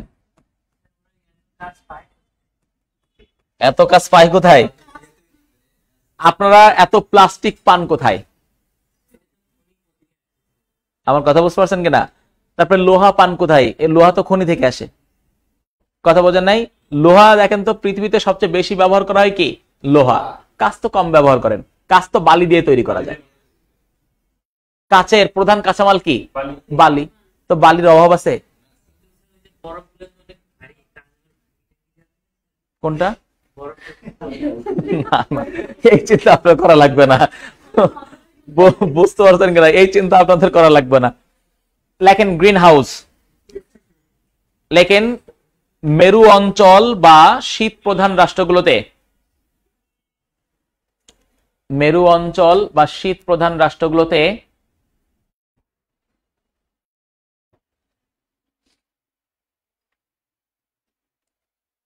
মেরু অঞ্চল বা শীত প্রধান রাষ্ট্রগুলোতে কাচের তৈরি ঘর, মেরু অঞ্চল বা শীত প্রধান রাষ্ট্রগুলোতে কাচের তৈরি ঘর যার মধ্যে বৃক্ষ রোপণ করা হয়, যার মধ্যে বৃক্ষ রোপণ করা হয়,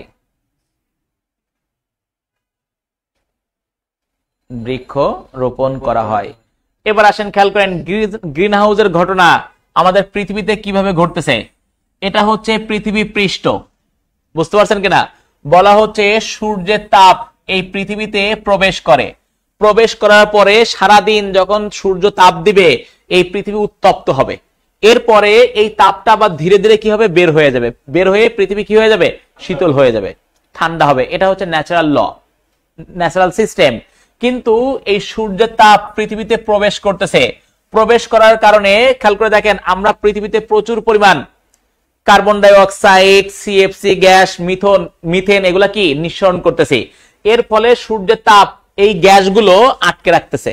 এই যে গ্রিন হাউস গ্যাস যেগুলো আমরা বলি, সেই গ্যাস হচ্ছে সূর্যের তাপটাকে কি করতেছে, আটকে রাখতেছে। ফলে সূর্যের তাপ আর কি হতে পারতেছে না, বের হতে পারতেছে না। তাহলে খেয়াল করে দেখেন তো, ওই যে গ্রিন হাউসের ঘটনা আমরা দেখলাম যে সূর্যের তাপটা আটকে থেকে তাপমাত্রা কি হচ্ছে, বৃদ্ধি পাচ্ছে। আর এখানেও দেখেন, খেয়াল করে দেখেন গ্রিন হাউস গ্যাসগুলো সূর্যের তাপটাকে আটকে রেখে তাপমাত্রা কি করে দিচ্ছে, বৃদ্ধি করে দিচ্ছে। এই গ্রিন হাউসের ঘটনাও আমাদের পৃথিবীতে সেম ভাবে ঘটতেছে, কিন্তু নেগেটিভ উপায়ে। এজন্য এই ঘটনাকে বলা হচ্ছে গ্রিন হাউস ইফেক্ট। তাহলে পয়েন্ট করেন গ্রিন হাউস ইফেক্ট।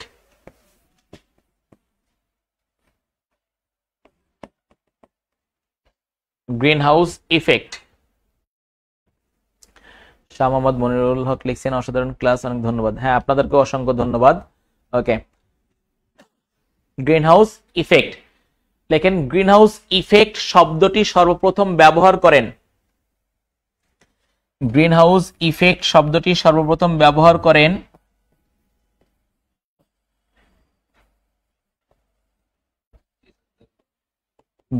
করেন সুইডিশ রসায়নবিদ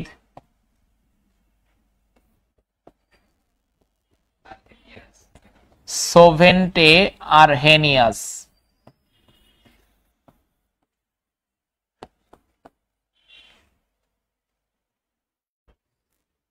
সুইডিশ রসায়নবিদ সোভেন্টে আরহেনিয়াস 1896 সালে।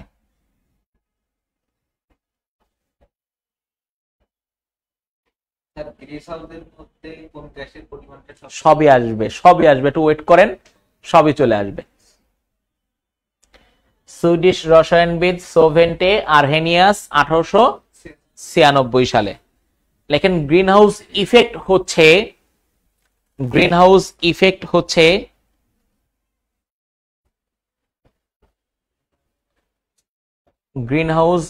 হচ্ছে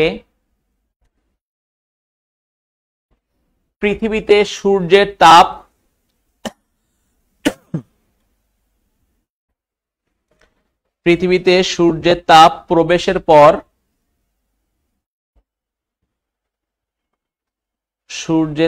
প্রবেশের পর গ্রিনহাউস গ্যাস দ্বারা শোষিত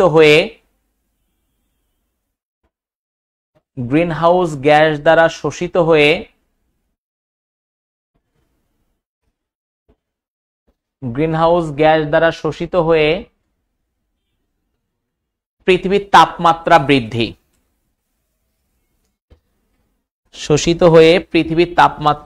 বৃদ্ধি।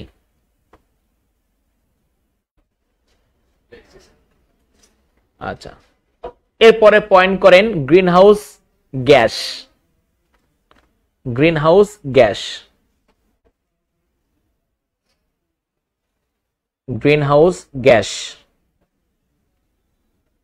পয়েন্ট করছেন?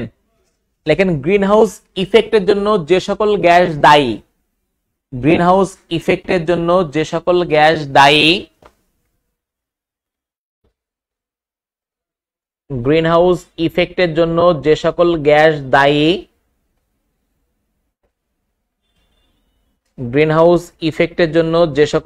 দায়ী সে সকল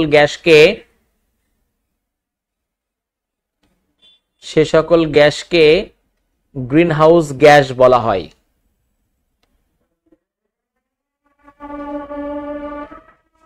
যে সকল গ্যাস দায়ী সে সকল গ্যাসকে গ্রিনহাউস গ্যাস বলা হয়।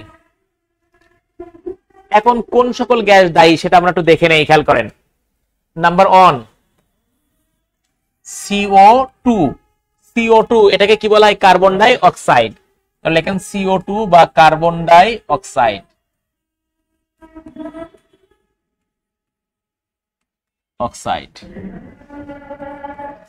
2 নাম্বার হচ্ছে CH4 মানে কি?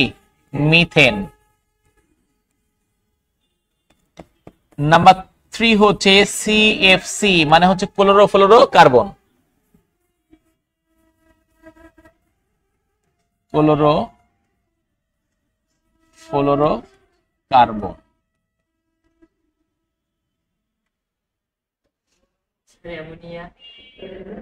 আরো অনেক আছে। এরপর দেখেন 4 নাম্বার নাইট্রাস অক্সাইড। এরপর আরো অন্যান্য অনেক ছোট ছোট আছে, বুঝতে পারছেন কিনা? এগুলো আমাদের দরকার নাই, আমরা গুরুত্বপূর্ণগুলো লিখলাম, মাথা নষ্ট করার দরকার নেই, এটা লেখার দরকার নাই, বুঝতে পারছেন কিনা? এখন আসেন খেয়াল করেন, সেটা হচ্ছে এই গ্যাসগুলোকে আমরা কি গ্যাস বলতেছি? গ্রিনহাউস গ্যাস বলতেছি। কথা বুঝতে পারছেন কিনা? এখন কোশ্চেন হতে পারে নিচের কোনটি গ্রিনহাউস গ্যাস? সেক্ষেত্রে 1 নম্বর কার্বন ডাই অক্সাইড, 2 হচ্ছে মিথেন, 3 হচ্ছে ক্লোরোফ্লোরোকার্বন, আর 4 নম্বরে হচ্ছে সব কয়টি? তাহলে রাইট অ্যান্সার কি? সব কয়টি। কিন্তু মনে করেন অপশনে দেওয়া আছে সব কয়টি নাই, এখানে অপশনে দেওয়া আছে এটা হচ্ছে নাইট্রাস অক্সাইড। এই 4টার মধ্যে কোনটা অ্যান্সার হবে? অপশনে 4টা দেওয়া আছে। গ্রিনহাউস ইফেক্টের জন্য সবচাইতে দায়ী যে গ্যাস সেটা হচ্ছে কার্বন ডাই অক্সাইড, 49%। এটা হচ্ছে 18%, এটা হচ্ছে 14%, আর অন্যান্য আছে। তাহলে সবচেয়ে বেশি দায়ী কোনটা? Carbon die oxide. তাহলে যদি একটা গ্যাস চাই তাহলে কোনটা হবে? Carbon die oxide. টিক চিহ্ন দিয়ে রাখেন, যদি একটা চাই তাহলে সেটা অ্যান্সার হবে কার্বন ডাই অক্সাইড। এখন অ্যান্সার পাইছেন আপনারটা?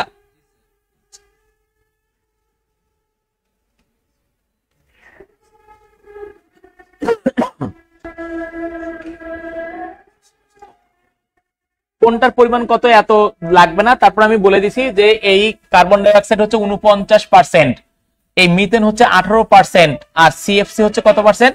14%। বাট আপনারা জেনে রাখবেন যে সবকটা অপশনে থাকলে রাইট অ্যান্সার কোনটা হবে? Carbon die oxide. ক্লিয়ার? আচ্ছা, এবার আসেন লেখেন গ্রিন হাউস ইফেক্টের ফলাফল, পয়েন্ট করেন।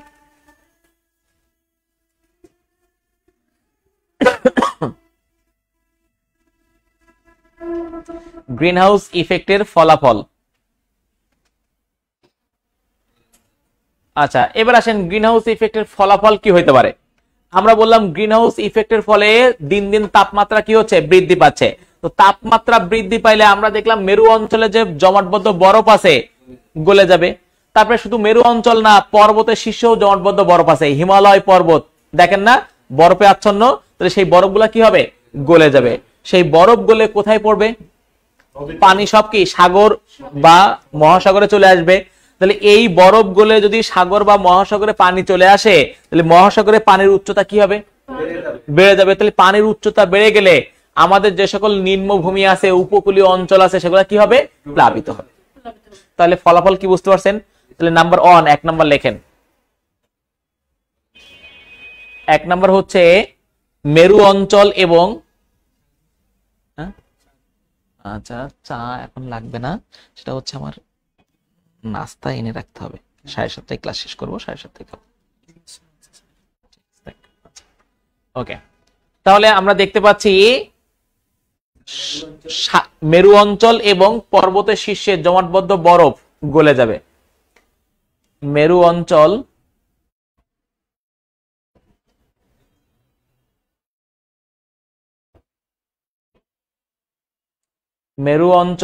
বা পর্বতের শীর্ষে জমাটবদ্ধ বরফ গলে যাবে। মেরু অঞ্চল বা পর্বতের শীর্ষে জমাটবদ্ধ বরফ গলে যাবে। 2 নাম্বার, সাগর বা মহাসাগরের পানির উচ্চতা বৃদ্ধি পাবে।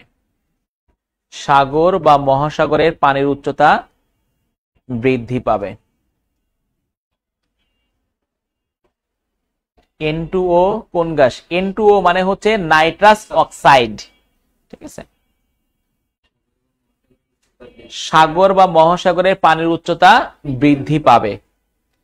3 নাম্বার, উপকূলীয় অঞ্চল বা নিম্নভূমি প্লাবিত হবে। উপকূলীয় অঞ্চল বা নিম্নভূমি প্লাবিত হবে। বাংলাদেশে আসবে, আপনি যা বুঝাইতে চাচ্ছেন আমি জানি, সবই আসবে। আমিও আপনাদের মতন স্টুডেন্ট ছিলাম, তো আপনাদের মনের যে কথা বা কোশ্চেন এগুলো আমি জানি, বুঝতে পারছেন? আচ্ছা, আমি একদম শেষে আপনাদের কোশ্চেন নিব, যেটা আসবে না ওটা ওই সময় নিয়ে নিব। ঠিক আছে? আচ্ছা, এখন আসেন খেয়াল করেন আমাদের ক্ষেত্রে কোন ক্ষতি হইতে পারে। মনে করেন ওই যে বরফ অঞ্চল গলে যাবে, আমাদের কি বরফ অঞ্চল আছে? কোনো সমস্যা নেই আমাদের। তাহলে আমরা কোনটা? আমাদের উপকূলীয় অঞ্চল কি হইতে পারে? প্লাবিত হইতে পারে, কারণ আমাদের পাশে বঙ্গোপসাগর আছে। তাহলে বাংলাদেশের জন্য কোন ক্ষতি হবে? ওই যে নিম্নভূমি কি হবে? প্লাবিত হবে। কথা বুঝতে পারছেন কিনা? তাহলে বাংলাদেশের জন্য প্রযোজ্য কোনটা? 3 নাম্বারটা। এবার আসেন খেয়াল করেন, আমরা যে বললাম উপকূলীয় অঞ্চল বা নিম্নভূমি প্লাবিত হবে, সেক্ষেত্রে আমরা দেখতে পাচ্ছি যে আমাদের এই বাংলাদেশের নিম্নভূমি প্লাবিত হতে পারে। শুধু বাংলাদেশ না, বলা হচ্ছে মালদ্বীপ, এটা সম্পূর্ণ কি হবে? ডুবে যাবে। এখন এই জন্য মালদ্বীপ বিভিন্ন জায়গায় জমি ক্রয়ের চেষ্টা করতেছে যে আমরা অন্য কোথাও যে আশ্রয় নিতে পারি কিনা, এবং তারা বিশ্ব নেতৃবৃন্দ বিভিন্ন ফর্মে বলতেছে যে মালদ্বীপ সামনে ডুবে যেতে পারে, এজন্য আমাদের এই গ্রিন হাউস গ্যাস নিঃসরণ কমাইতে হবে, তা না হলে মালদ্বীপকে রক্ষা করা যাবে না। এই জন্য মালদ্বীপ বিভিন্ন সময় দাবি দাওয়া করছে যে হচ্ছে আপনারা গ্রিন হাউস গ্যাস নিঃসরণ করেন, কিন্তু বিশ্ববাসী কেউ কমাচ্ছে না। এজন্য মালদ্বীপ ওদেরকে নেতিবাচক অর্থে চোখে আঙুল দিয়ে দেখাই দেওয়ার উদ্দেশ্যে 2009 সালে সমুদ্রের তলদেশে একটা মন্ত্রিসভার বৈঠক করছে যে এখনো সচেতন না হলে সামনে ভবিষ্যতে আমরা সমুদ্রের তলদেশে ডুবে থাকবো। এখন মালদ্বীপ যেমন ক্ষতিগ্রস্ত হবে, নেপালও ক্ষতিগ্রস্ত হবে। কারণ নেপালের এই যে হিমালয় পর্বতের চূড়ায় কি জমাটবদ্ধ বরফ আছে, ওটা গলে গেলে নেপাল সম্পূর্ণ প্লাবিত হবে। এই জন্য নেপাল বলতেছে আমার তো সমুদ্র বন্দর নাই, সমুদ্র নাই যে আমি সমুদ্রের তলদেশে বৈঠক করব। এই জন্য সে আবার এভারেস্টের চূড়ায় বৈঠক করতেছে যে আমার নেপালের সমভূমি প্লাবিত হইলে আমাকে পাহাড়ের চূড়ায় বসবাস করতে হবে। তাহলে কোন দেশ সমুদ্রের তলদেশে বৈঠক করছে আর এভারেস্টের চূড়ায় বৈঠক করছে কে? নেপাল। তাহলে লেখেন যে জলবায়ু পরিবর্তন বিষয়ক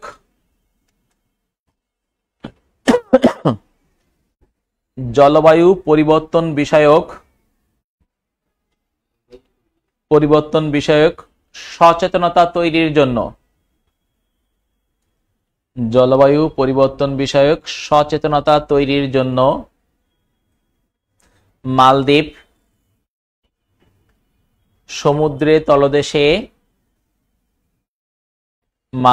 সমুদ্রের তলদেশে মন্ত্রিসভার বৈঠক করেছে। হ্যাঁ, 2009 সালে মন্ত্রিসভার বৈঠক করেছে। হ্যাঁ,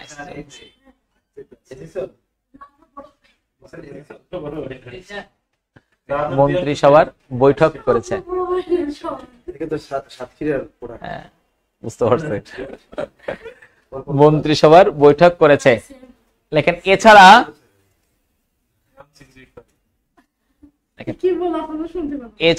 নেপাল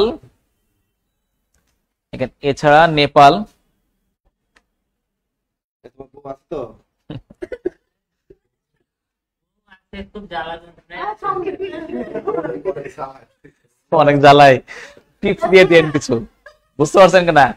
এই যে বশীকরণের টিপস দিতে পারে স্যার, বুঝতে পারছেন কিনা? বশীকরণের টিপস নেবেন। আচ্ছা, এছাড়া নেপাল হিমালয় পর্বতের চূড়ায় মন্ত্রিসভার বৈঠক করেছে, সেটা 1 বছর পরে 2010 সালে। এছাড়া নেপাল হিমালয় পর্বতের চূড়ায় মন্ত্রিসভার বৈঠক করেছে।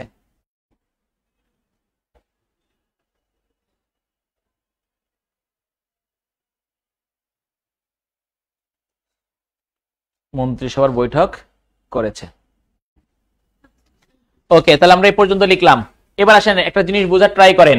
এই যে ক্ষতিগুলো হবে, এই ক্ষতি থেকে রক্ষা পেতে গেলে আমাদের কি করতে হবে? গ্রিন হাউস গ্যাস নিঃসরণ কমাইতে হবে, পাশাপাশি আমাদের বৃক্ষরোপণ করতে হবে, যাতে করে যে পরিমাণ আমরা গ্রিন হাউস গ্যাস নিঃসরণ করব সেটা যেন বৃক্ষ কি করতে পারে? রিসিভ করতে পারে। কথা বুঝতে পারছেন কিনা? এই জন্য আমাদের বৃক্ষরোপণ করতে হবে। এই পরিবেশের যে হচ্ছে কি বলে ভারসাম্য, সেটা রক্ষার জন্য কত শতাংশ বনভূমি প্রয়োজন? 25%। লেখেন যে পরিবেশের ভারসাম্য রক্ষার জন্য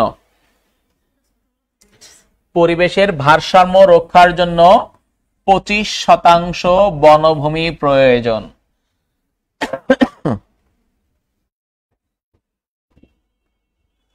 পরিবেশের ভারসাম্য রক্ষার জন্য 25% বনভূমি প্রয়োজন। কিন্তু আপনাদের আছে কত পার্সেন্ট? 17%। লেখেন বাংলাদেশের রয়েছে 17%। বাংলাদেশের রয়েছে 17%। এটা আপনাদের 2017 সালের হিসাব, এরপরে কাটছেন না, এখন ধরলে 15-এর আরো নিচে আসবে, বুঝতে পারছেন কিনা? কিন্তু যেটা সরকারি হিসাব 17, সেটা আমরা বলে রাখলাম, ঠিক আছে? কত সালে? আমরা বললাম মালদ্বীপ হচ্ছে 2009 আর নেপাল হচ্ছে 2010, 1 বছর পরে। আচ্ছা আচ্ছা, একজন বলছেন স্যার পিডিএফ। আচ্ছা দেখেন, পিডিএফ দরকার নাই, কারণ হচ্ছে আমি আপনাদেরকে একদম যেমন বুঝাই দিচ্ছি, পাশাপাশি লেখায় দিচ্ছি। এই যে আপনারা বুঝতেছেন না, সাথে সাথে লিখে নিচ্ছেন, অর্ধেক দেখেন পড়া শেষ হয়ে যাচ্ছে। বাসায় যেয়ে একবার রিভিশন দিবেন, শেষ। কথা বুঝতে পারছেন কিনা? এই জন্য বিষয়গুলো মাথায় রাখতে হবে। আর মুখস্থ করা যাবে না, মুখস্থ করলেই দেখবেন পরবর্তী কি পড়তেছেন? বিপদে পড়তেছেন। আচ্ছা, তাহলে আমরা এই পর্যন্ত দেখলাম। এবার আসেন, খেয়াল করেন, আমরা একটু দেখব যে হচ্ছে ওজোন স্তর ক্ষয়। লেখেন ওজোন স্তর ক্ষয়।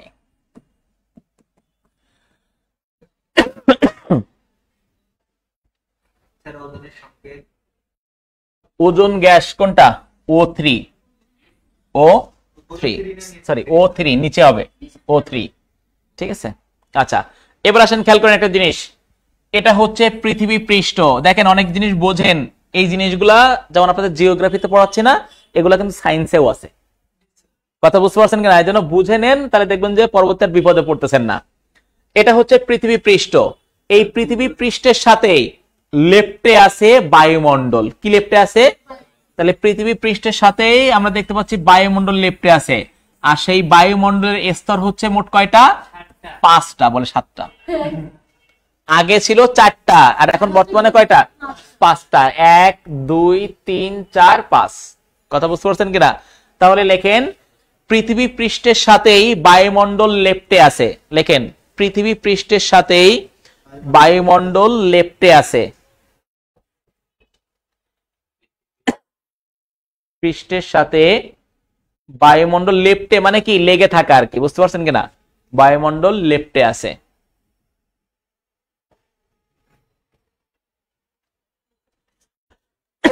বায়ুমণ্ডলের স্তর হচ্ছে 5টি। বায়ুমণ্ডলের স্তর হচ্ছে 5টি। কতটি স্তর? 5টি স্তর। এবার আসেন একটু জিনিস বোঝেন, সেটা হচ্ছে এই বায়ুমণ্ডলের সাথে যে স্তর তার নাম হচ্ছে ট্রোপোমণ্ডল। নাম কি? ট্রোপোমণ্ডল। তাহলে বায়ুমণ্ডলের প্রথম স্তরের নাম কি? ট্রোপোমণ্ডল। এবার আসেন দ্বিতীয় যে স্তর তার নাম হচ্ছে স্ট্রাটোমণ্ডল। নাম কি? স্ট্রাটোমণ্ডল। লেখেন ওখানে, লেখেন 1 নম্বর হচ্ছে ট্রোপোমণ্ডল। আমরা সব লিখবো না, জাস্ট যতটুকু আপনাদের লাগবে আজকের জন্য। ট্রোপোমণ্ডল, কারণ এটা আপনারা হচ্ছে সায়েন্সে দেখবেন। 2 নম্বর হচ্ছে স্ট্রাটোমণ্ডল। 1 নম্বর হচ্ছে ট্রোপোমণ্ডল, 2 নম্বর হচ্ছে স্ট্রাটোমণ্ডল। কারণ আমি যদি সায়েন্স বোঝাইতে যাই আমার জিওগ্রাফি বোঝানো হবে না। বুঝতে পারছেন? আমার যতটুকু দরকার আমি ততটুকু আপনাদেরকে বোঝাচ্ছি। ট্রোপোমণ্ডল, 2 নম্বর হচ্ছে স্ট্রাটোমণ্ডল। খেয়াল করেন এই স্ট্রাটোমণ্ডলের একদম ঊর্ধ্ব স্তরে যে স্তরটা অবস্থিত তার নাম হচ্ছে ওজোন স্তর। নাম কি? তাহলে ওজোন স্তর কোন মণ্ডলে অবস্থিত? তাহলে স্ট্রাটোমণ্ডলের ওখানে লেখেন ওজোন স্তর স্ট্রাটোমণ্ডলে অবস্থিত। ওজোন স্তর স্ট্রাটোমণ্ডলে অবস্থিত। ওজোন স্তর কোন স্তরে? স্ট্রাটোমণ্ডলে অবস্থিত। এবার আসেন বোঝার ট্রাই করেন।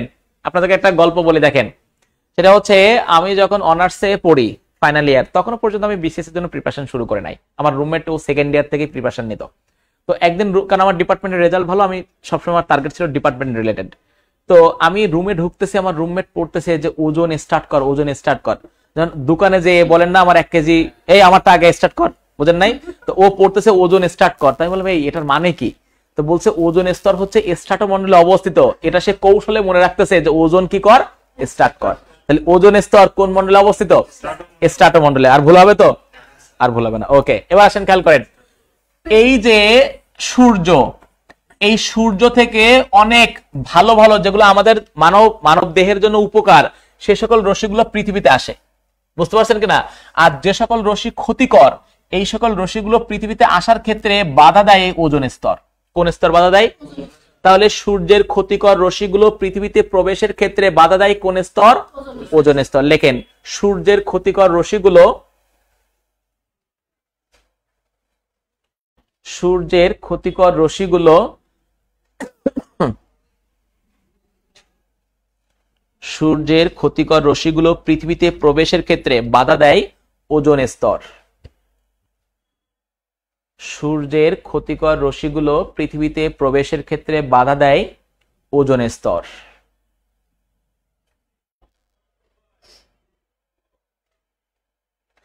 এখন খেয়াল করেন আমরা পৃথিবীতে এই যে আপনারা এসি চালাচ্ছেন, তারপরে অ্যারোসল চালান না, এখানে প্রচুর পরিমাণ সিএফসি গ্যাস আছে। কি গ্যাস?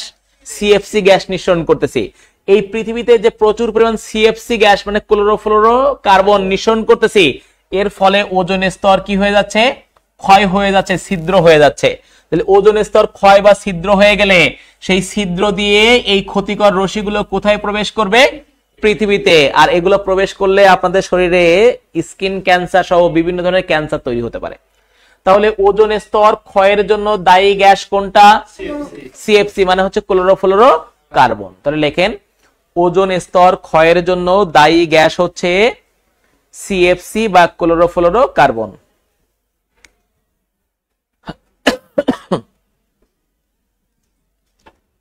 ওজোন স্তর ক্ষয়ের জন্য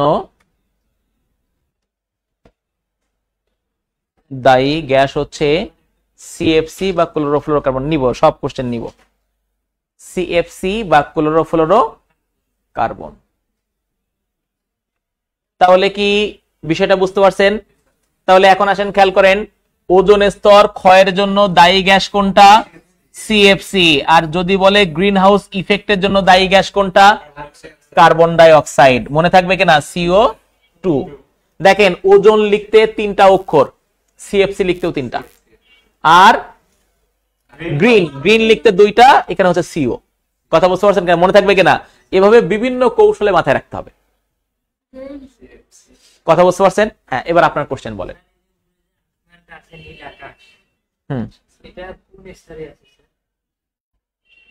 আকাশ, আকাশ তো এটা এটা এটা কোনো স্তর না। আকাশ কি দেখা যাচ্ছে? আমার কথা বোঝেন নাই? এটা তো মরিচিকা। আকাশ বলতে কিছু আছে? আমার কথা বুঝতে পারছেন? এগুলো তো আপনি ওই দূর থেকে দেখতেছেন। যেমন আপনারা দূর থেকে দেখেন না যে হচ্ছে কি বলে পানি দেখা যাচ্ছে রাস্তায়, কিন্তু ওই জায়গায় গেলে কি পানি থাকে? কথা বুঝতে পারছেন কিনা? হ্যাঁ, আমার আর বাকিগুলো যাওয়ার দরকার নাই। আচ্ছা, ট্রোপোমন্ডল, স্ট্রাটোমন্ডল, তারপর হচ্ছে TSMT, এটা হচ্ছে কি বলে ট্রোপোমন্ডল, স্ট্রাটোমন্ডল, তারপর হচ্ছে থার্মোস্ফিয়ার, তারপর হচ্ছে মেসোফিয়ার আর আইনোস্ফিয়ার। বুঝতে পারছেন কিনা? এগুলো আপনার সায়েন্সে পড়বেন, ওগুলো দরকার নেই, আমরা ওদিকে না যাই। আচ্ছা, এরপর আসেন, তাহলে আমরা এটা দেখে ফেললাম। কোনো কনফিউশন আছে কিনা? তাহলে গ্রিন হাউস ইফেক্ট, তারপর ওজোন স্তর ক্ষয়, জলবায়ু পরিবর্তন কেন হচ্ছে, ক্লিয়ার। এবার আসেন খেয়াল করেন,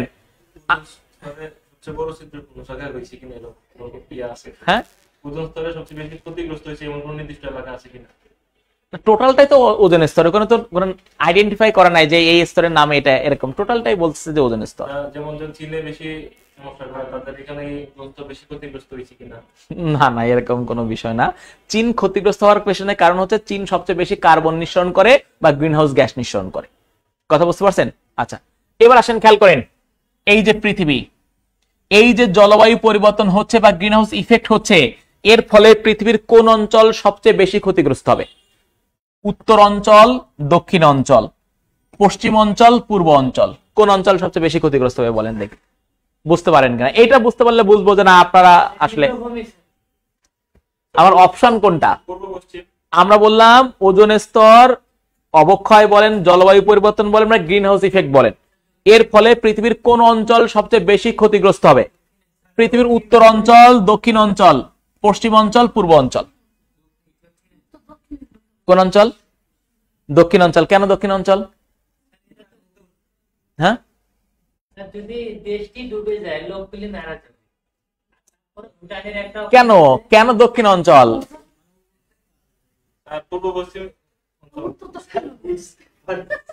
একটু একটা জিনিস বোঝেন, আমরা বললাম জলবায়ু পরিবর্তন যে হচ্ছে বা গ্রিন হাউস ইফেক্ট হচ্ছে, এর ফলে যে ফলাফল গুলো বলছেন, সেখানে দেখেন তো আপনারা বলছেন যে হচ্ছে মেরু অঞ্চল এবং পর্বতের শীর্ষে জমাটবদ্ধ বরফ গলে যাবে। গলে কোথায় আসবে? তাহলে সাগর এবং মহাসাগরের পানির উচ্চতা বৃদ্ধি পাবে। তাহলে খেয়াল করে দেখেন, যে অঞ্চলে বেশি সাগর বা মহাসাগর, সেই অঞ্চল বেশি কি হবে? ক্ষতিগ্রস্ত হবে।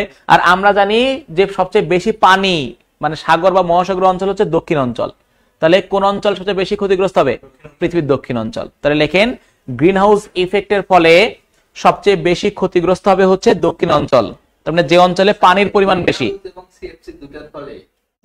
মানে গ্রিন হাউস ইফেক্ট বা জলবায়ু পরিবর্তন, সেটা গ্রিন হাউস ইফেক্ট বা জলবায়ু পরিবর্তনের ফলে। দেখেন, গ্রিন হাউস ইফেক্ট বা জলবায়ু পরিবর্তনের ফলে সবচেয়ে বেশি ক্ষতিগ্রস্ত হবে পৃথিবীর দক্ষিণ অঞ্চল। পৃথিবীর দক্ষিণ অঞ্চল।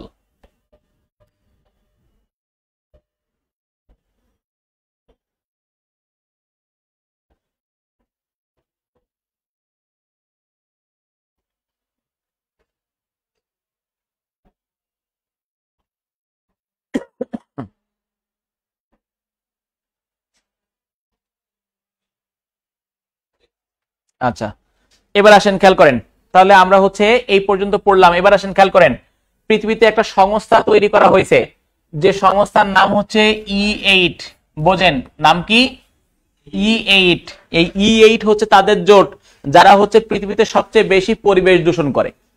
তাহলে পৃথিবীতে সবচেয়ে পরিবেশ দূষণকারী 7টি দেশ আছে। এখানে কয়টা দেশ? 7টি দেশ, আর একটা কি আছে?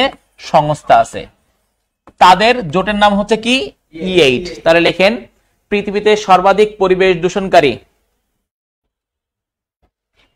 পৃথিবীতে সর্বাধিক পরিবেশ দূষণকারী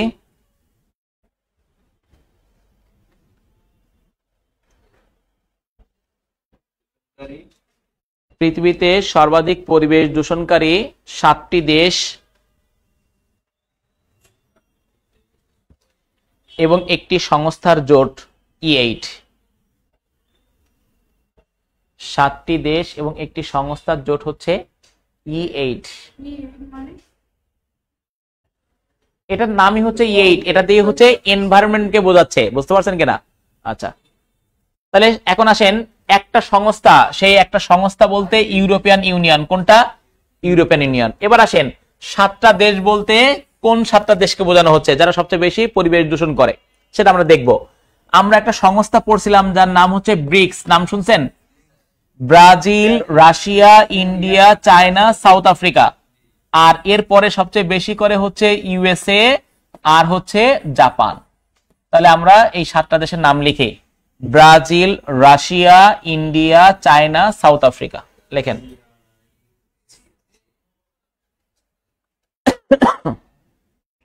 সাউন্ডে একটু সমস্যা হচ্ছে। আচ্ছা, অন্যরা কি হচ্ছে সাউন্ডের প্রবলেম পাচ্ছেন কিনা একটু প্লিজ কমেন্ট করবেন। স্যার আমরা তো অনেকগুলো ক্লাস পাইনি। আচ্ছা, এগুলো আপনারা হচ্ছে ক্লাসে এই কোচিং এ জিজ্ঞাসা করবেন।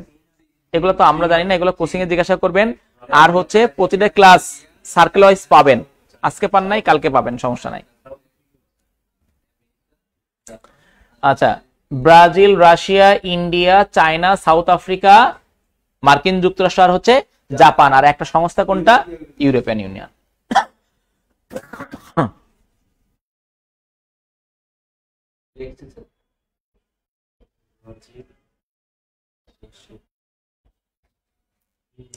এবং খেয়াল করে দেখেন, এর মধ্যে এই যে আমরা 7টা দেশ পাচ্ছি, একটা সংস্থা পাচ্ছি, এর মধ্যে আমরা দেখব যে পরিবেশ দূষণ করতেছে মানে গ্রিন হাউস গ্যাস নিঃসরণ করতেছে সবচাইতে বেশি যে দেশ, তার নাম হচ্ছে কোনটা বলেন তো? চীন। কোন দেশ? চীন। আর দ্বিতীয় যে দেশ সেটা হচ্ছে USA। তাহলে লেখেন যে গ্রিন হাউস গ্যাস নিঃসরণকারী শীর্ষ দেশ, গ্রিন হাউস গ্যাস নিঃসরণকারী শীর্ষ দেশ হচ্ছে চীন। শোনা যায় কিন্তু বেঁধে যাচ্ছে মনে হয় আপনার ওখানে হচ্ছে নেটওয়ার্কের প্রবলেম, এ কারণে। গ্রিন হাউস গ্যাস নিঃসরণের শীর্ষ দেশ, গ্রিন হাউস গ্যাস নিঃসরণের শীর্ষ দেশ হচ্ছে চীন, দ্বিতীয় হচ্ছে USA, ইন্ডিয়া। আচ্ছা, এবার দেখেন একটা জিনিস, এই মার্কিন যুক্তরাষ্ট্র যে সকল সংস্থাগুলো নিয়ন্ত্রণ করে তারা যে রিপোর্ট দিচ্ছে, সেই রিপোর্টে বলছে চীন সবচেয়ে বেশি গ্রিন হাউস গ্যাস নিঃসরণ করতেছে। আর যে সংস্থাগুলো চীন নিয়ন্ত্রণ করে ওরা বলতে সবচেয়ে বেশি নিঃসরণ করতেছে কে? USA। কথা বুঝতে পারছেন কিনা? এ ওকে দায়ী করতেছে, ও একে দায়ী করতেছে। বুঝতে পারছেন? কিন্তু আমরা যে এডুকেশন সিস্টেমে অভ্যস্ত সেটা হচ্ছে ওয়েস্টার্ন এডুকেশন সিস্টেম। সেই ওয়েস্টার্ন এডুকেশন সিস্টেম নিয়ন্ত্রণ করতেছে কে? USA। এজন্য এদের থেকে আমরা গ্রহণ করতেছি। এজন্য আমরা বলছি সবচেয়ে বেশি নিঃসরণ করতেছে কোন দেশ? চীন। ক্লিয়ার? আচ্ছা, এবার আসেন আরেকটা টপিক আপনাদের সিলেবাসে আছে যার নাম হচ্ছে নবায়নযোগ্য শক্তি। লেখেন নবায়নযোগ্য শক্তি।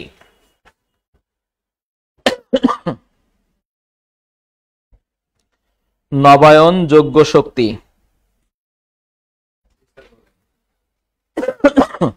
লেখেন নবায়নযোগ্য শক্তি হচ্ছে এমন শক্তি, নবায়নযোগ্য শক্তি হচ্ছে এমন শক্তি যা বারবার ব্যবহার করা যায়, নিঃশেষ হয় না। ঠিক আছে? নবায়নযোগ্য শক্তি হচ্ছে, আচ্ছা বলছেন যে সাউন্ড ক্লিয়ার আছেন, ওকে, অসংখ্য ধন্যবাদ। তাহলে যাদের প্রবলেম হচ্ছে তাদের ওইখানেই হচ্ছে নেটওয়ার্কের সমস্যার জন্য। নবায়নযোগ্য শক্তি হচ্ছে এমন শক্তি যা বারবার ব্যবহার করা যায়।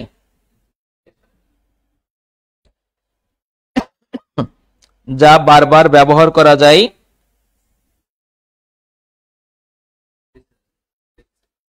যা নিঃশেষ হয় না। যা নিঃশেষ হয় না। এখন এইরকম কয়েকটা শক্তির একটু উদাহরণ দেন তো দেখি। খেয়াল করে দেখেন, সূর্যের তাপ মানে কি? সৌর শক্তি। খেয়াল করে দেখেন যে সোলার, সূর্যের তাপ পাইলে কি কাজ করতেছে না? এটা কি নিঃশেষ হয়ে যাচ্ছে? নিঃশেষ হয়ে যাচ্ছে না। তাহলে লেখেন সৌর শক্তি। আচ্ছা, এরপরে হচ্ছে সমুদ্রের ঢেউ। সমুদ্রের ঢেউ।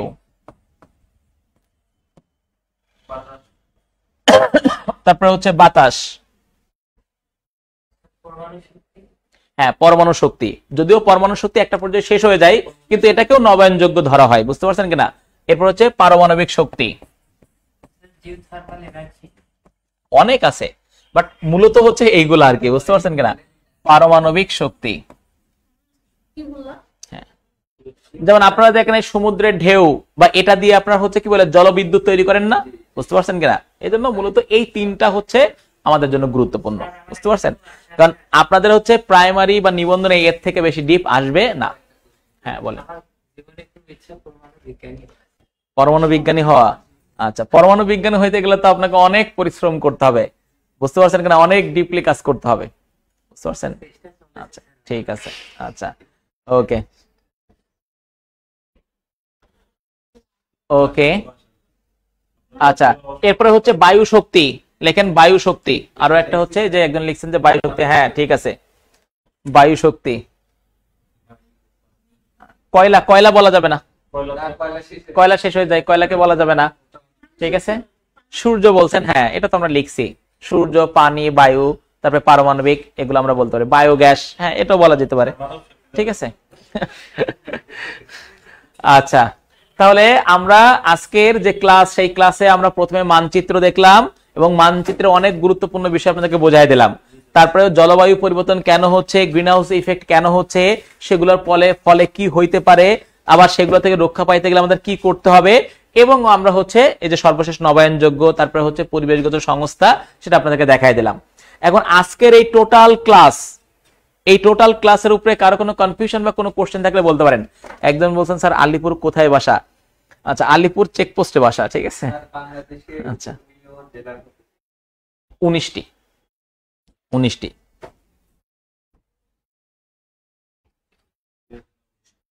আচ্ছা, আর কারো কোনো কোশ্চেন বা কনফিউশন থাকলে বলতে পারেন।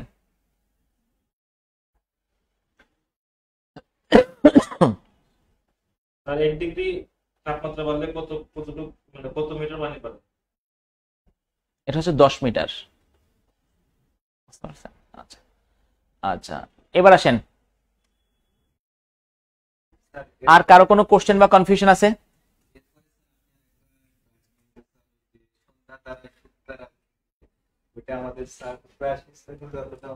আচ্ছা